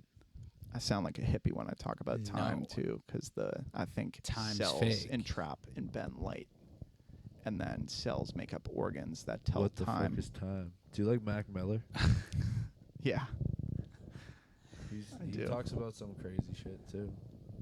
Yeah, the creative's got a lot of good ideas too. Oh yeah. Yeah. Well, I think it's Rick Rubin is Yeah, the guy that's who the actually brought epitome. this stuff to me. This is I don't know him obviously, but he had brought Jack this to your Cruz. doorstep. He had No. Jack Cruz and Andrew Huberman talking about this on a podcast, and they don't agree. Jack is like a mitochondriac who is a neurosurgeon and an oral surgeon before he was a neurosurgeon, who just talks about surgery without a scalpel, talks about how light from technology is destroying us because Sergey Brin was given the search algorithm for Google by the CIA. You know, I said they created the internet, they created Google. okay. Sorry. Salud. Thank you. Salud. I always say Salud. salud. Do you hear that? Fuck, my bad. I We're don't know blowing what up just right came out of now. my mouth, but it was not speech. Yeah. Well, It was a burp boiling. how did that occur scientifically? Yeah, let's bounce back. Where were we at? Oh, I don't know anything about. Oh, I do know if I go to someone's house at 2 a.m. and they're uncontrollably burping, I have to take a picture of their heart because that might be a sign of a heart attack. How'd you take a picture? I don't understand Actually- why that works, or why it comes down to that. But every time I So do you find have, someone like, a who mini is X-ray belching. machine, or? No, it's an ECG, so it's that 10 stickers. So you put them on, depending on the machine, you can use them on the limbs. So you get 4 stickers, 1 for each limb, and then 2 on the sternum, and then 4 more down here. 4 more. V1, 2 through 6. And I can read if you're having an occlusion over 90%. That's the problem, though, is it only spikes on the ECG if it's over 90%. So, and it's just represented by an analog signal. So I'm just reading what the electricity is doing from the angle. So it's a positive and a negative electrode, and I'm reading on the deflections. So the electrical signal is either going to be positive or negative, and I know what to expect. But when you learn about them, it's funny. Negative, you know what's gonna happen. Yeah, because they show you something normal, so now you're expecting what not to expect to be normal, And when you see non-normal, it takes a while to realize like, oh, this isn't normal for like a normal person, but this is normal for people who are unhealthy, or like this is normal for someone who has heart failure. So like in heart failure, you'll see like a classic example is the electrical signal won't be strong. So I'll just call it low voltage QRS. So it's like the deflections that should be X amount will be like less than a millivolt between the positive and negative, and I'll basically then I'll just match that up with pitting edema in the legs, ascites in the abdomen, and maybe crackles in the lungs, jugular vein distension. Those are like classic signs. Hypertension, difficulty breathing. Those are all like classic signs for heart failure. But I'm all doing that. I'm not just using the picture. You gotta match the picture up with the patient and the vital signs, though. You can't be too and the blood work with it. Yeah. They call that cookbook medic when you're a robot about it. Yeah, you gotta read the real situation. Yeah, it's really interesting too because like I'll like encounter people that have no idea about any of they just take meds. They don't know what any of them do or what any of them mean. Crazy. And like I meet people that like just don't take care of themselves or anything. Crack kills, kid. Crack does kill. Crack kills. Although Hunter Biden's doing good. Give me crack corn and I don't Hunter care. Biden knows a lot about crack. So do you believe that the future we're in a bad spot? Yeah. Yeah. But I see a lot of people our age like returning to like nature, or like people get like a flip phone or something. Much better methods. Yeah. Or like personally, I'll turn off all my notifications all the time. The only time my phone will usually ring is if I'm at work, because obviously I want it to ring because I don't want to miss anything. Yeah. You know, but I get in at work and I'm surrounded by radiation, like 7,000 radios, and I have like 2 phones at work, and you know, the lights shoot like an infrared signal to the light to tell it to turn green. It's all like just constant waves of radio. Yeah. Microwaves. The Soviets shot microwaves into the U.S. embassy at the ambassador for I think like 12 years in Russia, and 3 out of 5 of our ambassadors during that time died of cancer. Doesn't do anything. But they were using it to. They weren't using it to kill them. They were using it as a bug, because we would sweep for bugs inside. So they would shoot a microwave beam, and then from the distortions on the microwave beam, they could tell the audio signals, which also means that light and audio signals are very similar. Mm-hmm. They're not the same, though. No. But the reason why they were able to figure out what was being said was because of the audio signals disturbing the microwave beam, I believe. Although I'm not a microwave expert. Yeah, that's how they like measure whales in the water. Microwaves? Yeah, something like that, because sucks for the whale. Yeah, right. Legit. And they know because they're smart.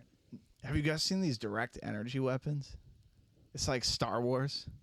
No, I've not. Oh, dude, we got one that's literally just a beam. They can, if a plane's flying by and they don't want the plane to fly anymore, they can just shoot the tail with a beam, and it'll burn the tail. Everyone will die. Shit. Yeah, it's Have they nuts. done it? Oh, I don't know. Probably. I saw a video of them doing it on a drone plane. Is that what's with all these plane crashes recently? Potentially. Although there's other stuff that's like lower tech that just screws with like telling you what altitude and where you are. It'll just interfere with what you're doing for measurements versus like actually burning up your plane or anything. Why don't they want us traveling? Oh, have you seen the UK? They're trying to trialize a carbon passport. If you use too much carbon on your daily life, you can't go for holiday. Whoa. I think it's just in op-eds at this moment, but I saw one of the members of Australian Parliament bitching about it because he's like, this shouldn't come here. If you think about the carbon thing too, if you look up what like when you're talking about like parts per million, parts per billion of carbon, and they're fear-mongering you about now, if you look at the amount of carbon in that carbon dioxide in the atmosphere when the dinosaurs were here, there was a lot more, and there was a lot more plants during the Jurassic. Forms. Yeah. So carbon dioxide is plant food. More plants equals more oxygen. So if you have more Correct. carbon dioxide, now you have more plants, now you have more oxygen. So And, how do you have too much carbon? Like, is that even a bad thing? They say it, what but he's saying is we had megafauna back billions of years ago, right? We had these gigantic beings because we had so much more oxygen and carbon in the atmosphere. Is the Earth hollow? And now the atmosphere is mainly nitrogen, right? yeah. Yeah. Actually, the way plants became so like when you have an extinction event, it opens a new door. So it's like if you're a human and you have like an opportunity sour, and then all of a sudden you're like, oh wait, this door opened, and you walk through that one, you'll be like, oh, I'm kind of glad the other one happened. You know, like I got the rug pulled out under me on this thing, but I wouldn't have ended up here. So plants were created by plankton overpopulating and poisoning the seas and then washing up on shore, and then they started living ashore. Plants were plankton, algae. Right, because we were a mainly like all water planet, Yeah. and then we evolved. And then we How had a did lot more Pangea land start? 12,000 years ago because of the Ice Age. Right. But when that all melted, a lot of land was lost. Did you know that coral reefs give the most oxygen in the ocean? Yeah, and they got a lot better when COVID happened because no one in their No- dumbass sunblock was flying around the coral right. reefs. Exactly. And like the boat emissions and stuff. I mean, like all carbon is not good. Like when you pull out carbon from the earth, like Peter Donziger sued, I believe, Chevron on the behalf of Ecuador. Won, came back to the U.S., got indicted on a RICO charge by, this is insane, Chevron or Exxon. I forget at what point what company was what, because I believe Chevron became Exxon, but they sued criminally Peter Donziger, who's a lawyer under a RICO Act, for collaborating with Ecuador in suing them. And the Justice Department didn't want to prosecute him. So what they did is, and I've never seen this happen in any other, I'm not, obviously not a lawyer, but this is like the only time I've ever heard about a private entity suing criminally and imprisoning someone. Chevron was the judge, the jury, and the prosecutor on Peter Donziger. He was a lawyer.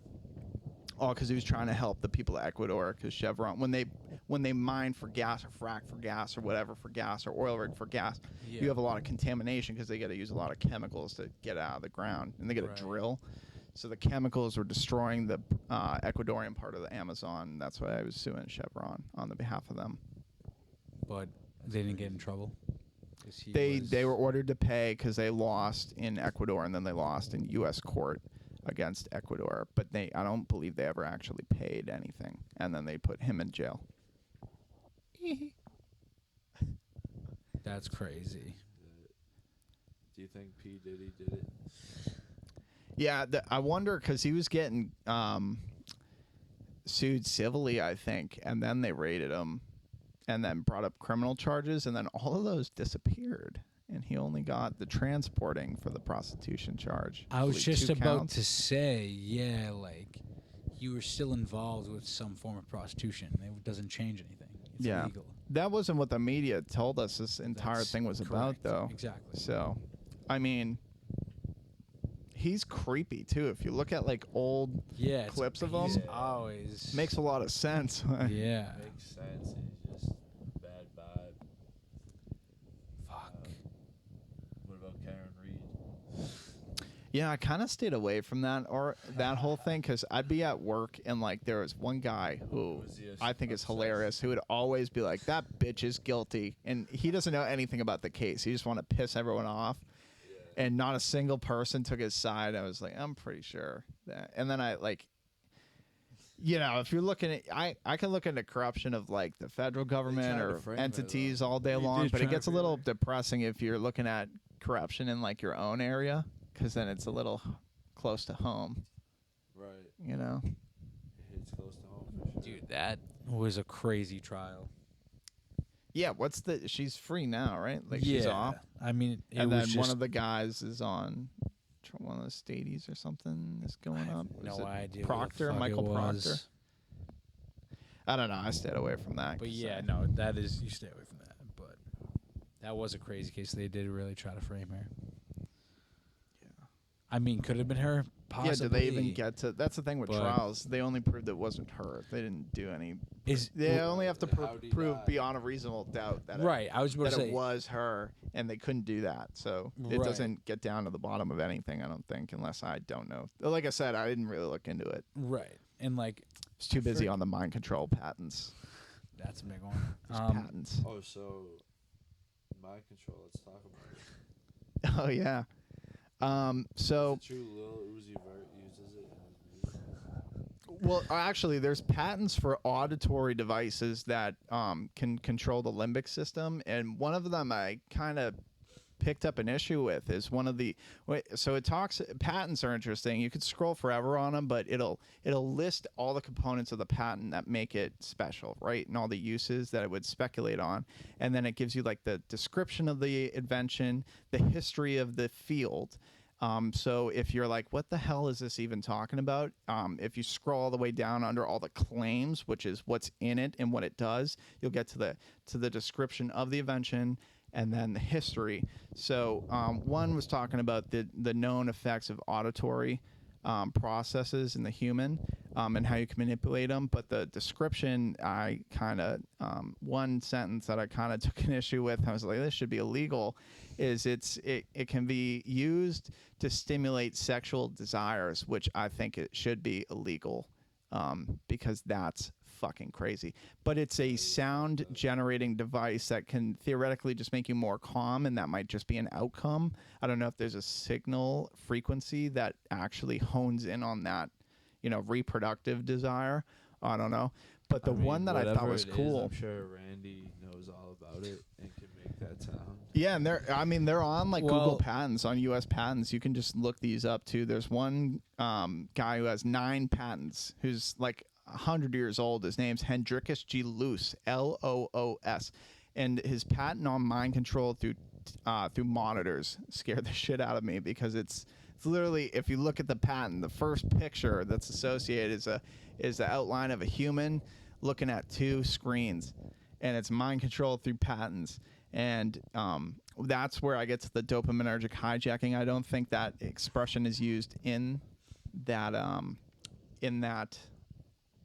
patent, but Hendrikus G. Loos, I tried looking up this guy, and I can't find any information about him, especially because he's supposed to be like 90 years old getting patents on mind control. And I know 90-year-olds who can't text or can't hit one button on a tablet to call a nurse.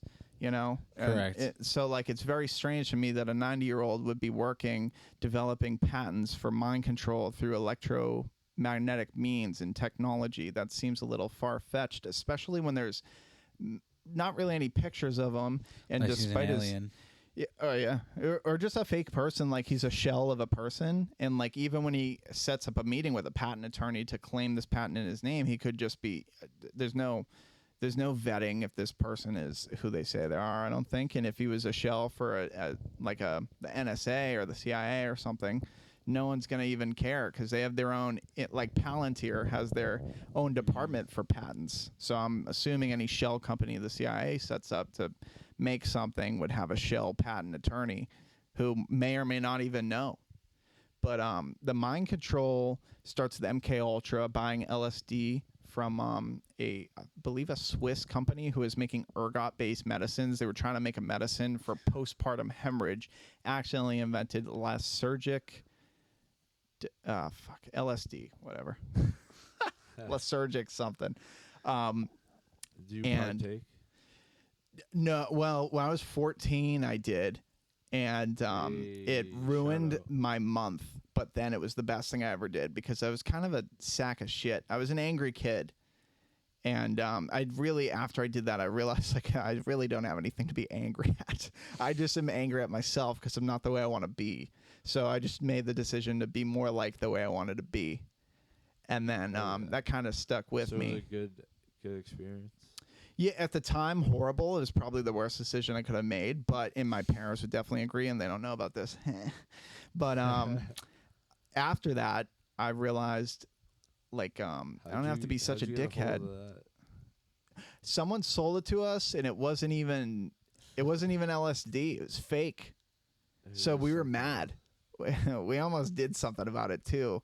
But honestly, the whole experience just made me realize like the things are alive that I wouldn't think are alive, and I put myself in like shoes of others at the time going through it, and Perspective. yeah, and it rewires your like brain kind of, which is very strange. So do you believe in psychedelics? Well, they're definitely real. I don't know. I couldn't. I wouldn't recommend them. Depends. They could maybe open up your third eye a little bit more. Yeah, yeah. Well, I think the ancient people did a ton of drugs. That's the whole point. For sure. Like That's the origin of Animals medicine. do drugs. Yeah, the origin of medicine was using like viper venoms and at a lower rate, lower concentrations like to make stronger. antibodies. Yeah, exactly. Yeah. It was like a vaccine back in the day. Correct. You know, Crazy. but I'm not a fan of the nanolipid particle uracil The LNP swaps for delivery. the pseudouridine. So the nanolipid particle lets you not do anything about the RNA wrapped in the nanolipid particle because it slides right past your immune system.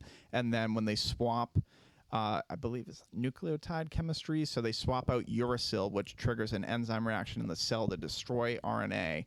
But they swap it with pseudouridine. That makes it gives from what I was told by Kevin McKiernan, who's the guy who found it, SV40 was in the Pfizer shots. SV40, simian virus 40, came from monkeys, and that was the original contaminant that pulled the Salk polio vaccine out of the market. But the cover story is that it's active polio. Anyways, so you have this change in nucleotide chemistry where you no longer trip the innate function of the cell to produce an enzyme to rip up this messenger RNA, and then there's no targeting mechanism. So it can go to any cell theoretically, and you see people with myocarditis. So myocarditis is inflammation of the heart. Myocarditis is a symptom of a larger pathology. It itself is inflammation. Inflammation due to what? Inflammation due to the shot that it's associated with, and that's why there's a black box label on the shot. There's not literally a black box on every label that says this causes myocarditis. In the package insert, it will be. So you can look that up on the internet, the package insert. But there's a lot of evidence that it does a lot of different things, and then the other evidence is the experts say it doesn't do that. You'd be like, all right, well, I can't trust you guys because I can't trust you about anything. Right.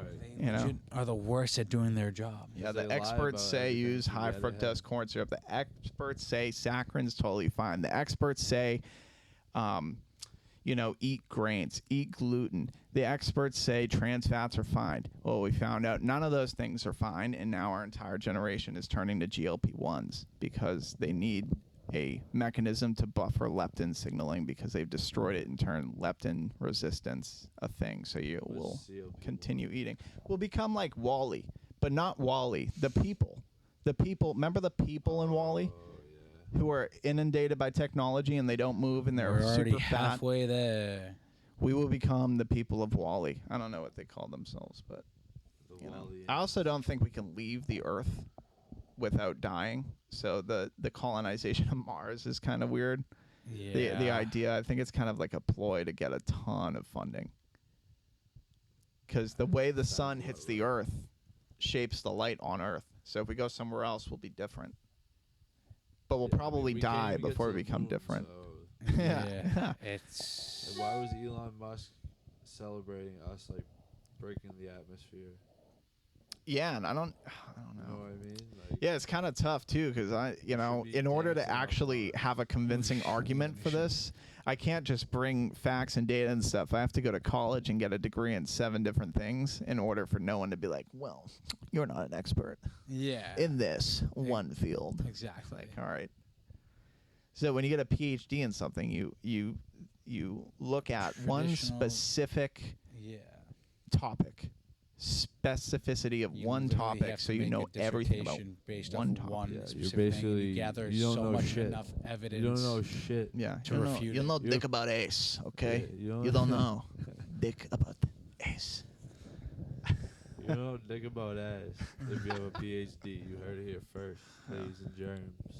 It was like you might know if you get a Conventional PhD education in is one silly. mechanism of the brain, congratulations, you know about one thing. Yes. And you know a lot, and you're obviously very smart because you were, But also, that begs the question: did you cowtail? Did you take something you knew your professors would love and only write about that, or did you challenge yourself to take up an opposing argument? Like, it's the Probably mark of an not. educated mind to look at Probably something that you not. don't agree with and just kind of reason with it. Yeah. Could this be true?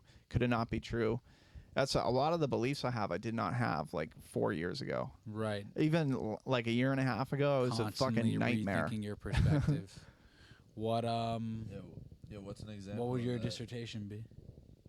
On neuromelanin, because we don't know anything about it, but it's the defense mechanism of toxins in the brain. And when they diagnose you with like a movement disorder and look into Parkinson's, they'll take imaging of your substantia nigra, which is called substantia nigra because it should be substantially dark. Substantia nigra.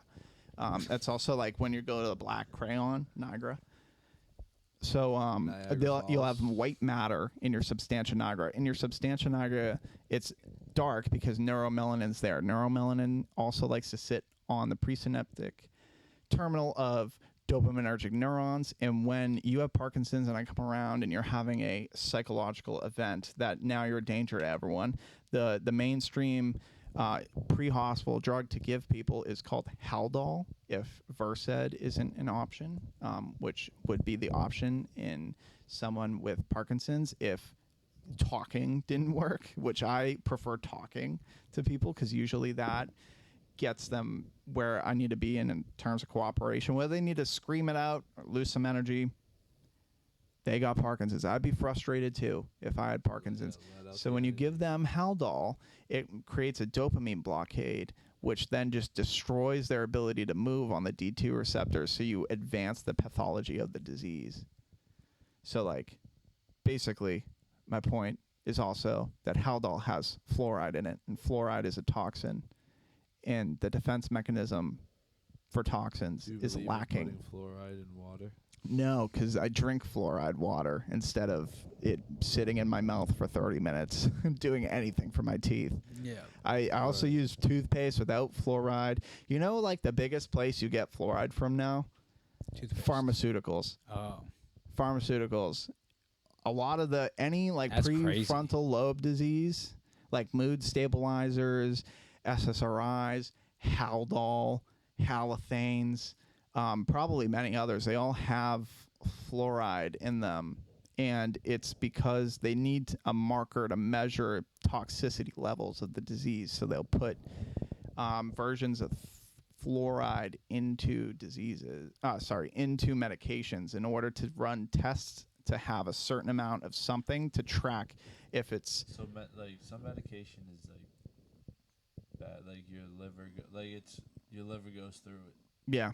Yeah, I mean, our liver's doing a little thing right now with enzymes because of this guy. You know, Mr. Paroni. Mr. Paroni. Fuck. Yeah. Yeah, what else? I'm honestly, I gotta look into the melanin thing because that could be some groundbreaking stuff. No one looks into it or talks about it because It's it's just so you were important, taught I about it think. in the realm of Because racism. the higher power is Yeah. holding us down and it not exposing us to the real. Well, I It do. has I nothing do to do with believe- melanin, by the way. The higher power is the people with all the control. No one gives a shit what they look like Yeah, I or do. talk like. Yeah, It's that no. they have all the control. Right. And I do believe in the, everything we do. And what say. The sun god. Now, say if us three showed up and we wanted to fight the people with higher controls, right? I have a sword, you have a bow and arrow, and you have a flamethrower. All that person has to do is convince you with the flamethrower that we're actually the threat. And you'll turn the flamethrower on us, which is what you see happen all the time with like race riots and stuff. Like there's a socioeconomic problem, and the Right. media chalks it up to being a race thing to make us all fight against each other because this Yeah. is America and anyone can come here. Yeah. You know, But so that's just a make the people fight. It's a distraction. Yeah, to do. you'll replace them if you have to. That's what the UK seems to be doing. Like replace the middle class with something, whether it be anyone, just not the middle class, because the middle class usually has a tied to some sort of political power locally, including being involved with the community or the religious institutions that also demand a side of authority in whatever area you're in. So if you're like in the UK and you're in Birmingham and you have like a big like mosque presence, or you're in the UAE and I mean you have like a kind of a theocracy, just like Canada and Brazil, and then around the US a little. But Brazil was awesome. Brazil seems That was cool. Although I got like a little pre-visual of like a judicial dictatorship, because that's what's going on there right now. Really? Yeah, they can't really pull off like a dictatorship in the legislature because they have 32 parties, I believe. So you always have to make a deal with people. And then Lula, their president, had like I think a stroke recently, so he's kind of out to lunch, I believe. And then I'm just saying that because whenever I hear about stuff going on with Brazil or negotiations or people calling shots, all I hear is one name. Will sound like three to you, but Alexandre de Moraes is one guy. He's a judicial, like basically like a Supreme Court justice equivalent for the U.S., but he is making all of the censorship laws and like putting people on house arrest, raiding their homes. Like my friends that live down there can't talk about it with me in like private messaging or like WhatsApp or whatever. You know? Damn. So, because it's like big censorship. By the way, I was there for like like 3 months. I met two people that like their current president. Just two. What's the vibe? Like, are they allowed chill. to, like, is it dictatorship? Like, No, you just don't post about it. oh, okay. You could say whatever you want. If you put it on the internet, then Alexandra can come after you. Oh, dang. Yeah, that's what's And it also might just happening be in the UK taking your. right now, yeah. He'll just send a letter to like Facebook and take down your like Facebook account. And Twitter wouldn't do that. That's why they pulled a bunch of shit with like SpaceX and Elon. Right. Got in a law affair with him because he wouldn't censor people, and then they make it about other things in order to kind of hide it. But the people who taught Alexandra and their journalists how to do this stuff are USAID. There's a program, I don't remember the name, but yeah, if you look up like Brazilian censorship program USAID, you'll probably find like I read a whole like pamphlet about it at work. It was super weird. It's like a little pamphlet, but it's coming from USAID's NGO down there, or like it might have been like the Institute of Peace, which is There's so many not NGOs. very peaceful. It's like 1984. point in any of Everything's them the either. opposite. Department of Defense is about war. Right. The U.S. Institute of Peace is clearly not. They're about overthrowing regimes. Right. What else you got? Yeah, Supreme Court being about justice. Yeah, climate control is Joke. actually about pollution. They get you to worry joke. about carbon. And in Brazil right now, actually, they're bulldozing, I think, like 500 miles out on the highway to make a little convention center where they can go meet and talk about not destroying the environment. What? You just cut down the rainforest to build this convention center to have one meeting about not destroying the environment? How backwards is that? And those aren't the Brazilians, crazy. I don't think. Those are the globalists. The globalists are the problem. 100%. Yeah. The elitists The are the elitists. problem. Because when you get rid of the countries, you have a bunch of people that tell everyone what to do.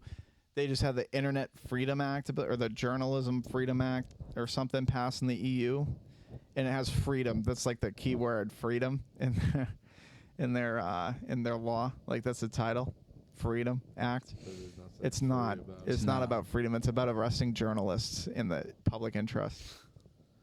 It's like the So- Patriot Crazy. Act. Yeah. That's So that's also why us I like backwards. reading about religion and of various kinds. I don't just stop at the one I subscribe to. Is And it true that it's much William healthier. Shakespeare is actually just a bunch of pen-named writers? oh, that's kind of that could. Ghostwriters. Yeah, that that's could- interesting. it's a Stephen King prevailing has a few pen names. Oh yeah. Yeah, I don't remember that. I don't really read any Stephen King stuff, but He's you one of know, the most definitely, definitely prolific writer. prolific for sure. Yeah, big Good drug Harry guy too. Potter. Oh, is he? Yeah, he I wrote mean, dude. Cujo, all hyped up on cocaine, but I've never read it. I never read it either, but he did a ton of drugs. And J.K. Rowling, say what you want about her, clearly a goat author. Like, Yeah. I think she sold more copies than the Bible. Like, legit. Oh yeah. I think. I'm not even That's joking. crazy. I think it's crazy. Now, I guess the next question is that cumulative Bibles, or is that just like a King James, or think like about just like in her lifetime. yeah, that's that. I mean, I've read Harry Potter. Even so if you're I know. close, that's still crazy. Yeah, I That think thing's I've been read around for thousands of years. Have you gotten through a single like one book? I haven't been able to finish like one book. I think I would have them at my read grandmother's Philosopher's house. Stone So I was over there in reading Woodville when I was young. them. But I've never read the others. I've only watched movies, but the movies are sick. The movies are so good. The last thing I read was Medea by Euripides yesterday. Was it sick? Tyler Perry. Yeah, it was sick because it's about like if you're going through a rough relationship, read Medea, because it's about like the trappings of anger, in a rough relationship. Basically, take some notes, Medea and ladies and Jason. gentlemen. Medea kills her brother, uncle, and destroys her own homeland for this Greek Jason, who she goes to Corinth and marries.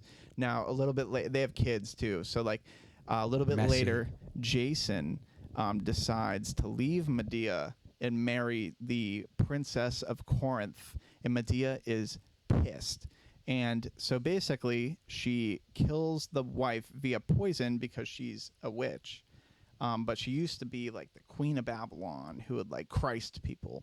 But Christing wasn't a crucifix. It was about like applying something. And in that case, it would be like drugs. That's alleged. I didn't read the word Christed people in that. But there's an interesting guy who can actually read Linear B.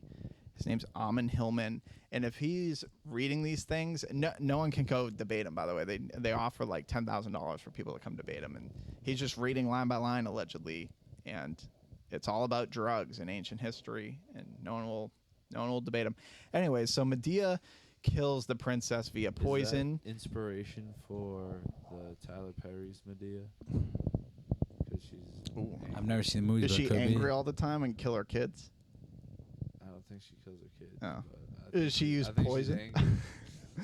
What is that? I know what you're I don't talking know. about. But this Medea killed the princess by poisoning a like clothing and a crown that she gave her, and then the king of Corinth comes in, destroyed, grabs the body, also dies, and then kills her children, and then flees to Athens and destroys everyone's life in the process and creates another war. So like basically just try not killing people when you get angry because you're in a bad relationship. You know, there's more to life than your stupid relationship. It'll teach you a lot. Yeah. I agree. Plus, it's probably better to be in a bad relationship when you're younger, so you're not totally destroyed by it when you're like 40 with like kids and a mortgage and cars and stuff, and you've at least had this before. So they're like, all right, you know, roll with the punch. No, I agree. Medea couldn't roll with the punch. No. Despite killing her whole family, she was upset by Jason marrying some other lady, some younger bitch. Oh, come on. It's always a young Classic bitch. trope, classic mistake, Jason. You know, Classic mistake. everyone's done it. Right. Uh, I don't even know where to go. Oh, I was going to ask. The Trojan horse. oh yeah. Thoughts? Well, in real 'Cause it life, wasn't I think successful, right? Palantir is a Trojan horse. Palantir, the company, they're amassing everyone's data right now into an AI algorithm that's available for the feds to research. Like just type your name in probably, and everything will pop up: your medical history, what you take for medications, how much you weigh, what you did that morning, what you searched that morning, where you've traveled in the past 10 years according to your passport. If you're on the TSA pre-check, they don't need a FISA. This is alleged, actually. I don't know about this, but if you sign up for TSA pre-check, you don't need a FISA warrant to go through all your shit. As an American citizen, you waive your right to Fourth Amendment by signing up for that. Classic. Yeah, a little bit of technology goes a long Do you way. believe in the Second Amendment? Oh yeah. Have you seen the Patriot Act? I mean, yeah. Do you know, like, it took 9/11 to take away our Fourth Amendment right, search and seizure under the FISA courts for the Patriot Act, and then it took COVID to take away your First Amendment right, which is freedom of speech, freedom to assemble. They weren't allowing you. So bad, yeah. You couldn't go to church, but you could go to the church of George Floyd and destroy cop cars. And you know what? I don't think he deserved to die or anything, but it's pretty sad that someone in Minnesota, right? One guy in Minnesota dies, and in Boston, if I was working in the suburbs or the cities nearby Boston when these riots were happening, and you were a burned child or you were a diver that was getting the bends, which is when the pressurization comes up too fast. So now you can't, now you're going to die because you're back at surface level, and you didn't give yourself enough time to come up. Yeah. Probably unlikely at night, but the burning thing was a big problem for me because I've seen kids with like scalding burns or people coming out of actual house fires.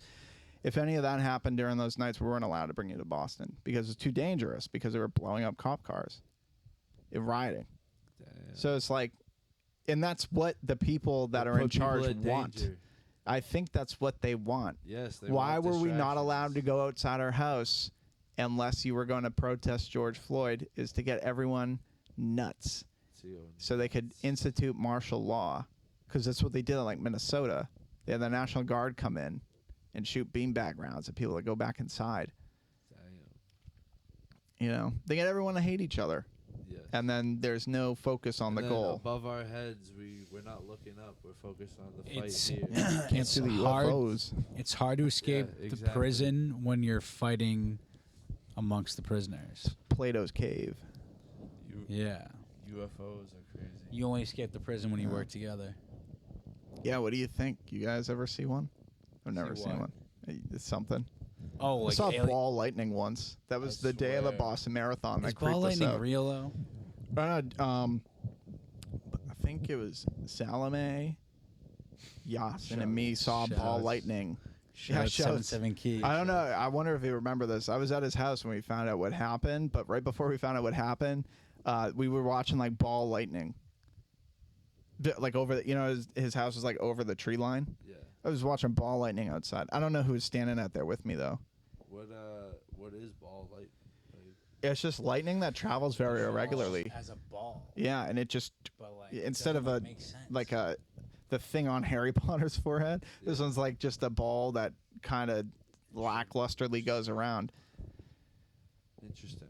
That's I don't have an explanation. Number. Give it to me. What do you think about it? Avogado's number. Avogadro's number. I've read that before, but I don't know what that is. Avogado, I think, is the occupational lawyer in Portuguese. Advogado, like an advocate. Advogado. No, Avogadro's number is just, it's like 6.022 times 10 to the negative 23rd. It's just like the weight of an atom. Oh, okay. Yeah. Let's look it up. Hold on. I might have butchered that.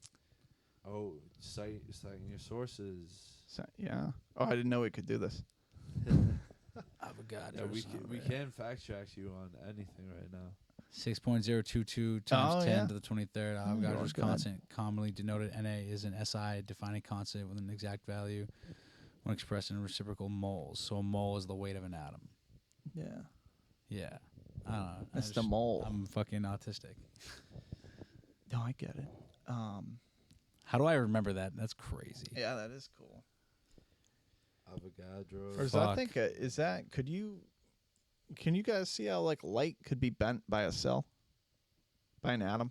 I mean, why not? I mean, if you think about it, the universe was apparently made by splitting an atom. Oh, yeah. And they trying to do that at CERN, I believe. Yeah. I keep hearing stuff about they're talking to entities out here. They pushed us into an alternate reality in 2012, and I can't find anything written about it. I just hear people that may or may not be actual scientists talking about it, and I don't know what to make of it. But if someone knows anything about it, send it to me. We do know our reality can be warped. That's can? For sure. Yeah, for sure. Yeah. Yeah, because then you get the Mandela effect. There's plenty of deja vu, fucking Fruit of the Loom. You know? Yeah. I wonder if I saw someone looked up the patent of Fruit of the Loom, and your memories, the cornucopia was in it. Right. But there's none of those in the actual modern logos, or in the published company logos when they were. But what if it was a whole thing instead of like? What if the psyop wasn't aliens and anything? It was literally just, let's take something innocuous and change it, and then change all the digital media to represent it. So people that remember the timeline will question if they were even there, during the timeline in this digital media, which you can just change. Like you can't change a book. You can't change a printed book that I bought. Crazy. But you can change the digital media at any time and possibly just delete the fact that it was last updated at this Should we date. go back to analog? For certain things, maybe. Yeah, or just like be conscious about how much time you're pouring into technology. Yeah, You know, just go outside. go outside. So AI is That's game more over of for the us? story. Yeah. Once Yeah, AI there's- is fully sentient, it's game over, you think? Well, I think you don't even need AI to take over. If you think it's look at already the sentient. blue light technology, I think it's our new like KT event. The KT event's the one that killed all the dinosaurs, but it didn't kill like the asteroid hitting the Yucatan. The impact doesn't explain why the Asian and European dinosaurs died. You know what explains that? Is the sediment displacement into the atmosphere when the Earth was struck by the asteroid, blocking UV light. That's why dinosaurs that are birds survived, because they flew up to the UV light. Humans were mammals that looked like little rats, and our common ancestor was in Montana at the time, and it was a little hairy little rat that would hide under the foliage that absorbs UV light, and this little thing emits UV light in the form of ultra-weak photons, which everything on Earth does. Maybe not life UV light, finds a but way, on is what you're ultra-weak saying. photons. Yeah. So, Life Jeff finds a way. Goldblum's Jurassic Park quote, like, "Don't move. It can't see you if you don't move." Well, if you're a little guy true. covered in hair underneath the foliage that absorbs UV light, and the dinosaur sees in UV light, and you're not moving, you're camouflaged.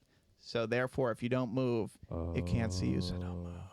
But the reason why we possibly survived is that we had a mechanism that wasn't fly up to the UV light to have the melanocyte and mitochondria network, which are birds. Back to melanin. Yeah, back to melanin. So the little mammals could grow bigger because they didn't have giant dinosaurs preying on them, and they didn't have the competitions that were once there, fighting for one between the life from the dinosaurs and then fighting for food that the dinosaurs would also eat. So then you have this ultra weak 'Cause the photon. dinosaurs were dying off during this process. Yeah, because the sun's blocked and they can't regulate their bodies now because it's the light How that they long did that- need is not there. That's the thing, no one knows. But it couldn't. It probably couldn't have been that long, because then plants would have died and then everything would have died. Because when you eat a steak, you're eating light. When you eat a steak, it's because a cow ate grass, and grass works on photosynthesis. Sun is the basis Correct. of the food That's web. why or they say like deer meat is like so good for you. it's very lean, I believe. Jesus, Tommy, you're blowing my fucking mind. I got Yeah, and then you high for this like shit too. wild food isn't exposed to like pharmaceuticals and Stay away from the artificials, for real. oh yeah, the butter.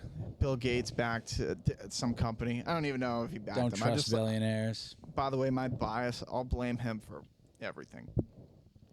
I'll take I it. blame Okay, McDonald's yeah. for everything. I had McDonald's on Do the you way home think from the that, Cape the other week. I had like 36 bowel movements in the next 72 hours. I'll never eat McDonald's again. I usually It's so don't eat bad anything for you, I but don't it cook. tastes so good.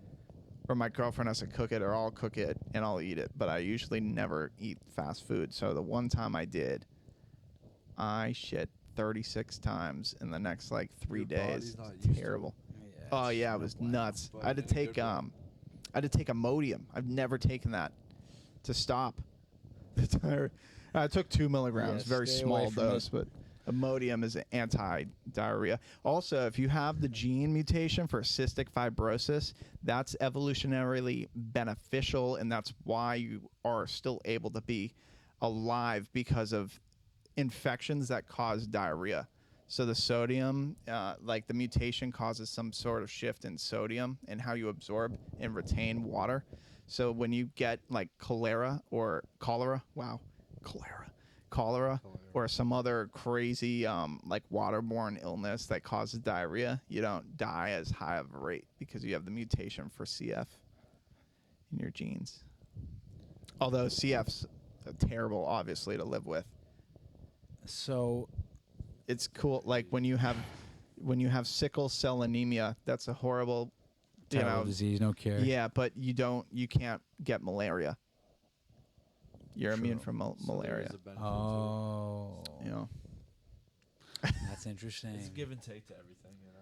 Yeah. The Well- guy who discovered vitamin C, ascorbic acid, is Albert St. Georgi, and it's when I say his name, he's like Hungarian, so it's spelled really nuts. But he discovered vitamin C after his uncle was like, "Yeah, I guess I'll let you work in my lab, but what you're gonna do is study hemorrhoids." So he made him study anuses for like years before, and then he turned into, because his uncle didn't believe him. And he was like, "You're kind of a shit ass student in the beginning of your life," but he finally like found something he cared about, so he was studying anuses in order to impress his uncle, who was never impressed, and then he became a Nobel laureate for discovering ascorbic acid. Well, And they did a bunch of what a cancer story. research too. Fuck.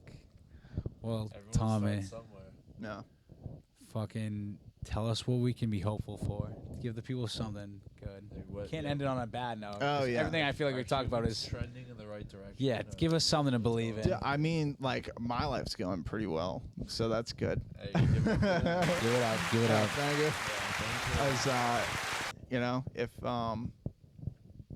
I don't know, I'm just like a positive person. I carry a lot of negative information, Yeah. but I'm a positive person, so I Hell offset yeah. all the Hell yeah. horrible time with learning about like religion or reading like ancient Greek stories or ancient Egyptian stories. If you're gonna Definitely pick a seems like you right up. civilization to read their stuff, though, I would pick anyone who's Greek, writing about a different religion, because like if you listen to like the Book of the Dead, which is pretty cool, it's the ancient Egyptian like ideas of the afterlife. Their language is very clunky when it translates to English, but the Greeks, for some reason, like their language flows right into English, because I think there's like 250,000 root words in ancient Greek Linear B. And it just goes great. Like Diodorus is like hypnotizing. It's so hypnotizing. They don't have a real person read the audiobook on YouTube. It's just AI, because it's really like tongue twisting. It's not rhyming. It's not poetry. It's just amazing, like the linguistics he pulls off in 1st century BC. Anyways, so like don't, if you bury your head in the technology, you're gonna end up with a bunch of anxiety. Yes. Everything's correct. possible on the internet, and anxiety I chalk up to the uncertainty. So if nothing is certain, you'll be anxious forever. Also, it hijacks your cortisol and melatonin levels. So Correct. if you just be conscious about, use it during the day, sure, but also go outside.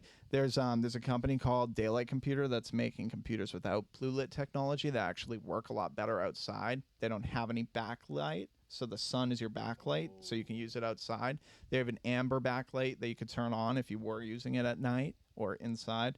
There seems to be a lot of people who are a little more like what they call it, like spiritual, or like they're like assigning it to like being a Christian or whatever. It seems like there's a lot of outcry about killing people, which is great, especially because we come a long way between people use Christianity under a guise. Like there's a guy named Captain Butt Naked.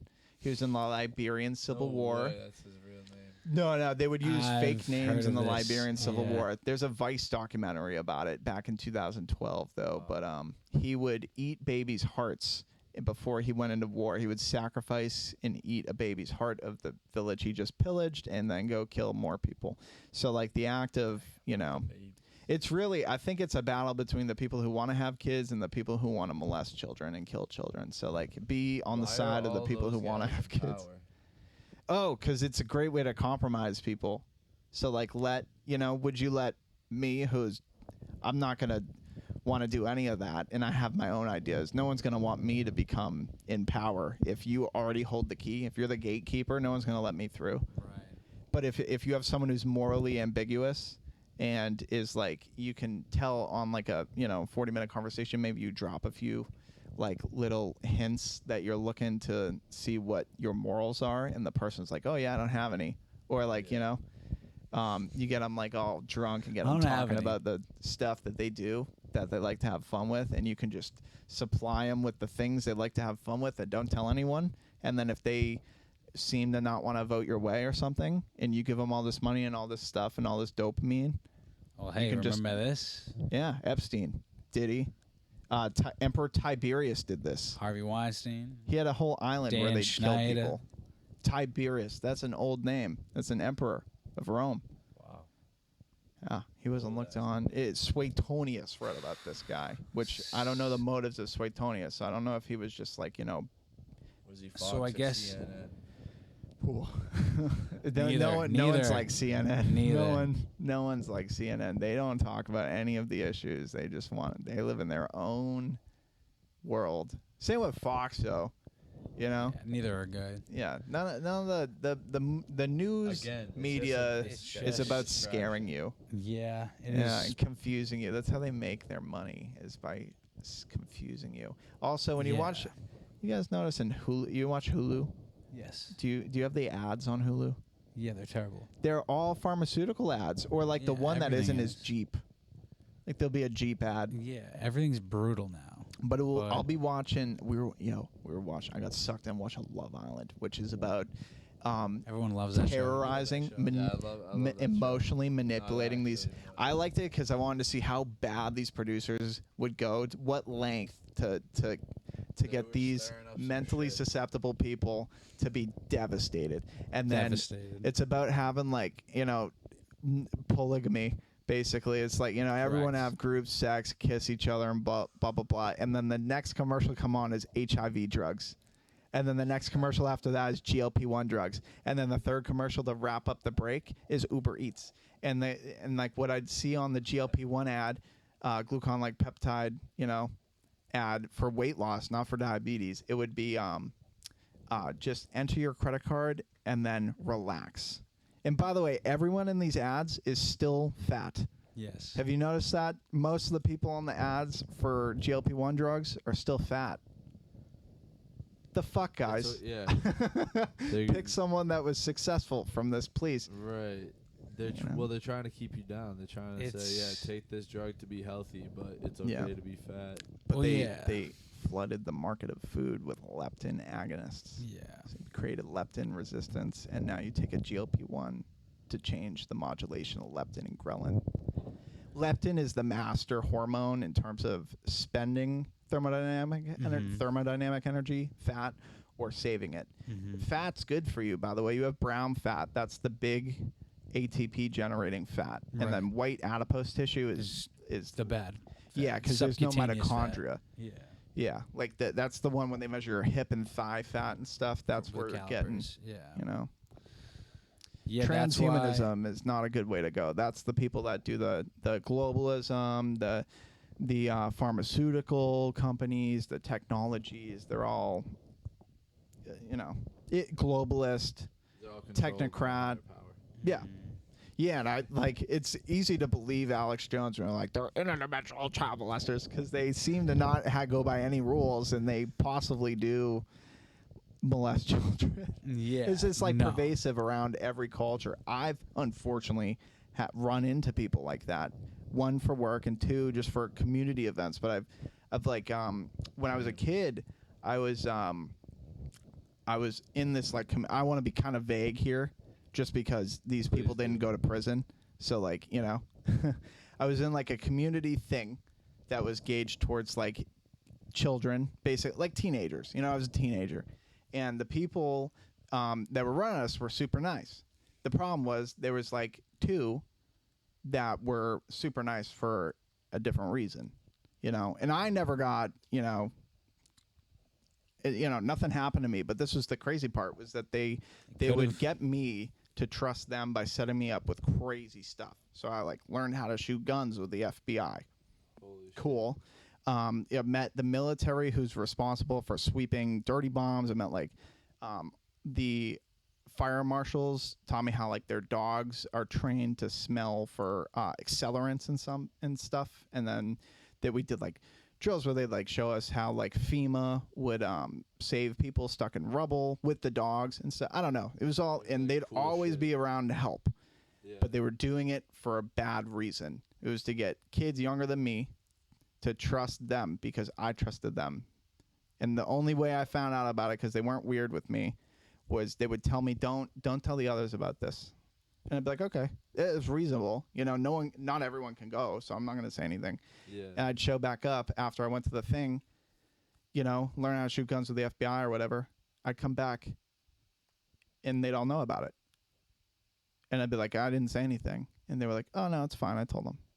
I was like, okay, why tell me not to say anything? And then one day the police in this town came up and was telling me that, like, what happened. And then they were like, we have this, like, evidence. And I was like, yeah, I knew the people pretty well, and I didn't believe them because they do a good job manipulating you. And I was like, well, can you guys show me, like, what you found? Because, I don't know what to believe. Yeah.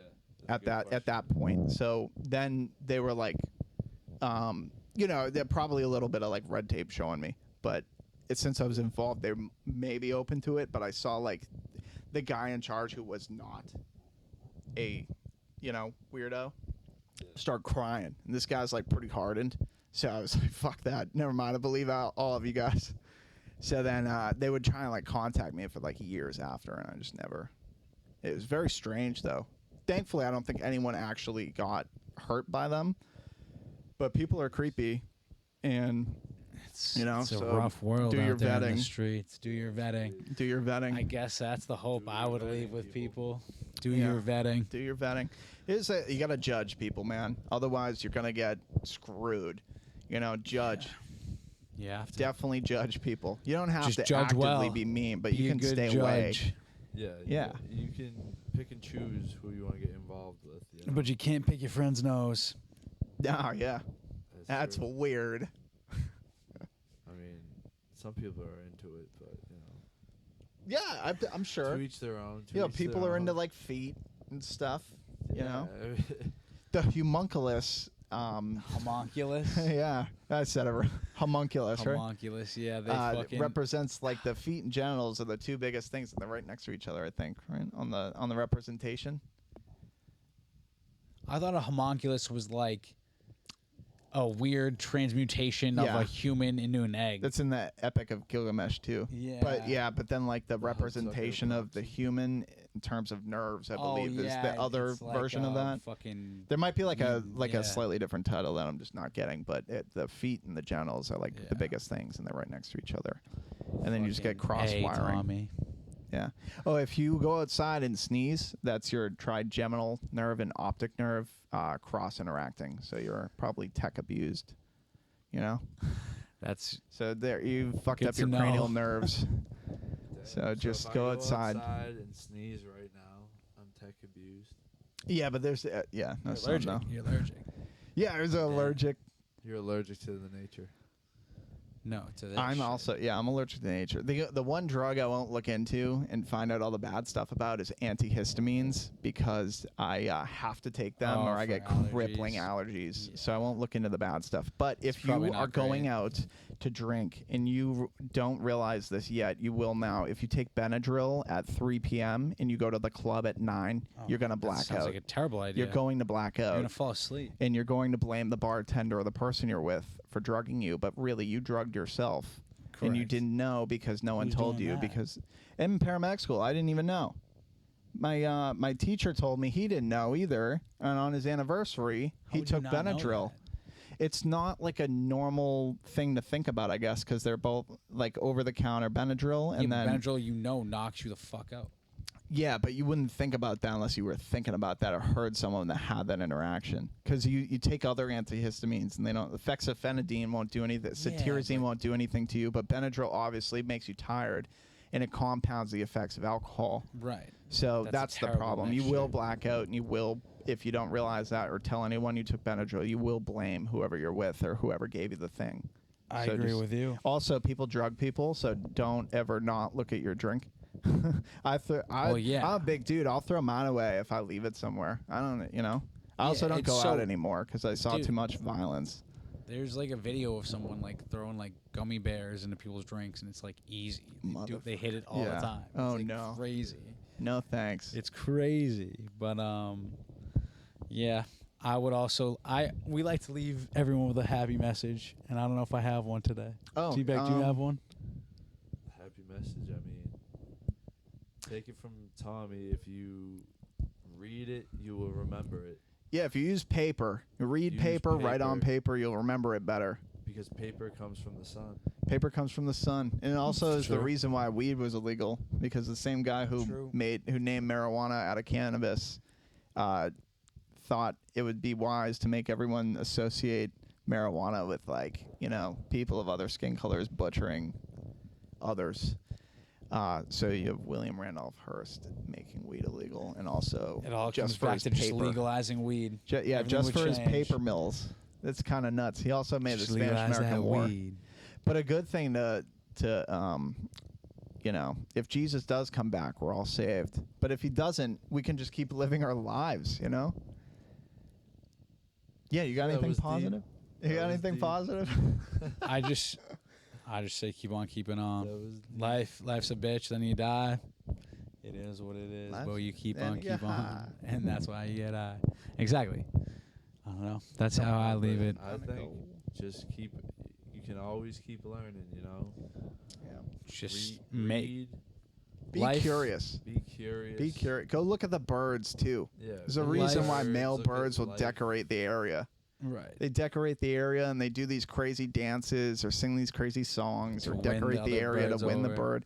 And then you're a single dude. You start dating a girl. The first thing she does when she moves in is start decorating everything. It's great because you feel better. Plants make you feel better, by the way. Yes, you If should you're have plants depressed, that go get the outside. chemicals out of the air. Go into the woods and think about happy thoughts and listen to the birds. Yes. You know, do not bring a gun. Don't do that. And, I you would know, also. if you're where like, you know, grizzly bears are, bring a gun. But, you know, I also want to if say. you're depressed, don't have a gun. I also want to say that life comes from you, not at you. Yeah. Also, here's a happy note. Cool thing. Look up the photomultipliers is the equipment. Fritz Popp invented it in the 1980s. We've built big enough ones or strong enough ones to sense that you create light. So when you read from, like, what Jesus said, like, learn the light so you can become children of light. You are a child of light. You create light. You don't just absorb it and reflect it. You create light. It's called an ultra-weak photon. If you look at an IVF video, the sperm cell comes in and impregnates the unfertilized egg. The fertilized egg has calcium deposits in the design of pi that swim around the egg. It looks like a spiral. That's whenever you see a spiral, it's pi. You can't square a circle. And then 10 billion zinc atoms explode from the fertilized egg, and now fertilized egg, creating UV light, creating light, giving the mitochondria enough energy to pump out ATP to code for proteins with its genetic information. That's how life starts. That's why they say, like, pregnant women have the glow, like pregnant glow. Yeah, with the aura. Because the light. Yeah, if you think about The ultra-weak light. photons, that could be a light, that could be chakra, that could be chi, that could be... Any religion, any culture. Yeah. They got the same thing. Yeah, they all got this stuff. They all talk about some sort of giant or demon or angel, too. Alien, interdimensional Aliens, thing. And they all demons. start seemingly, except the Abrahamic ones, with, like, a self-fertilizing humanoid, like someone born with both sexes, or Okay. they're two different people that represent two forces. So, like, Quetzalcoatl is the serpent, the sun god, the bringer of life, the destroyer of life. Humans are snakes. Yeah, and then We're gonna in have to- Sumer you have Enki and Enlil, who are the opposite of each other, who are brothers. They don't have different sexes, though, I don't think. Oh boy. But it's cool. Very cool. I have to pee so bad. Yeah, me too. Anyways. Well, this is cool. This was This sick, was Tommy. dope. We have to have you on I learned a another lot. time. I had a great time, seriously. Yeah, maybe I'll get through, like, a topic. I would have gone a whole other 5 hours if scatterbrained. I didn't actually have Yeah. to, like, run to pee right now. But, Yeah, I gotta go home, too. yeah. Definitely got to have you on again. This was Yeah, enlightening. Oh, yeah, This is thanks for having enlightening. me. Dude, thank This you. was cool. You have to start your own channel. Yeah, watch it. I'm watching. I'll I'm be gonna watching. start doing all the compiling all the research. That I just don't write anything down. I started. I have one entry in, like, a journal, but it's posed as like a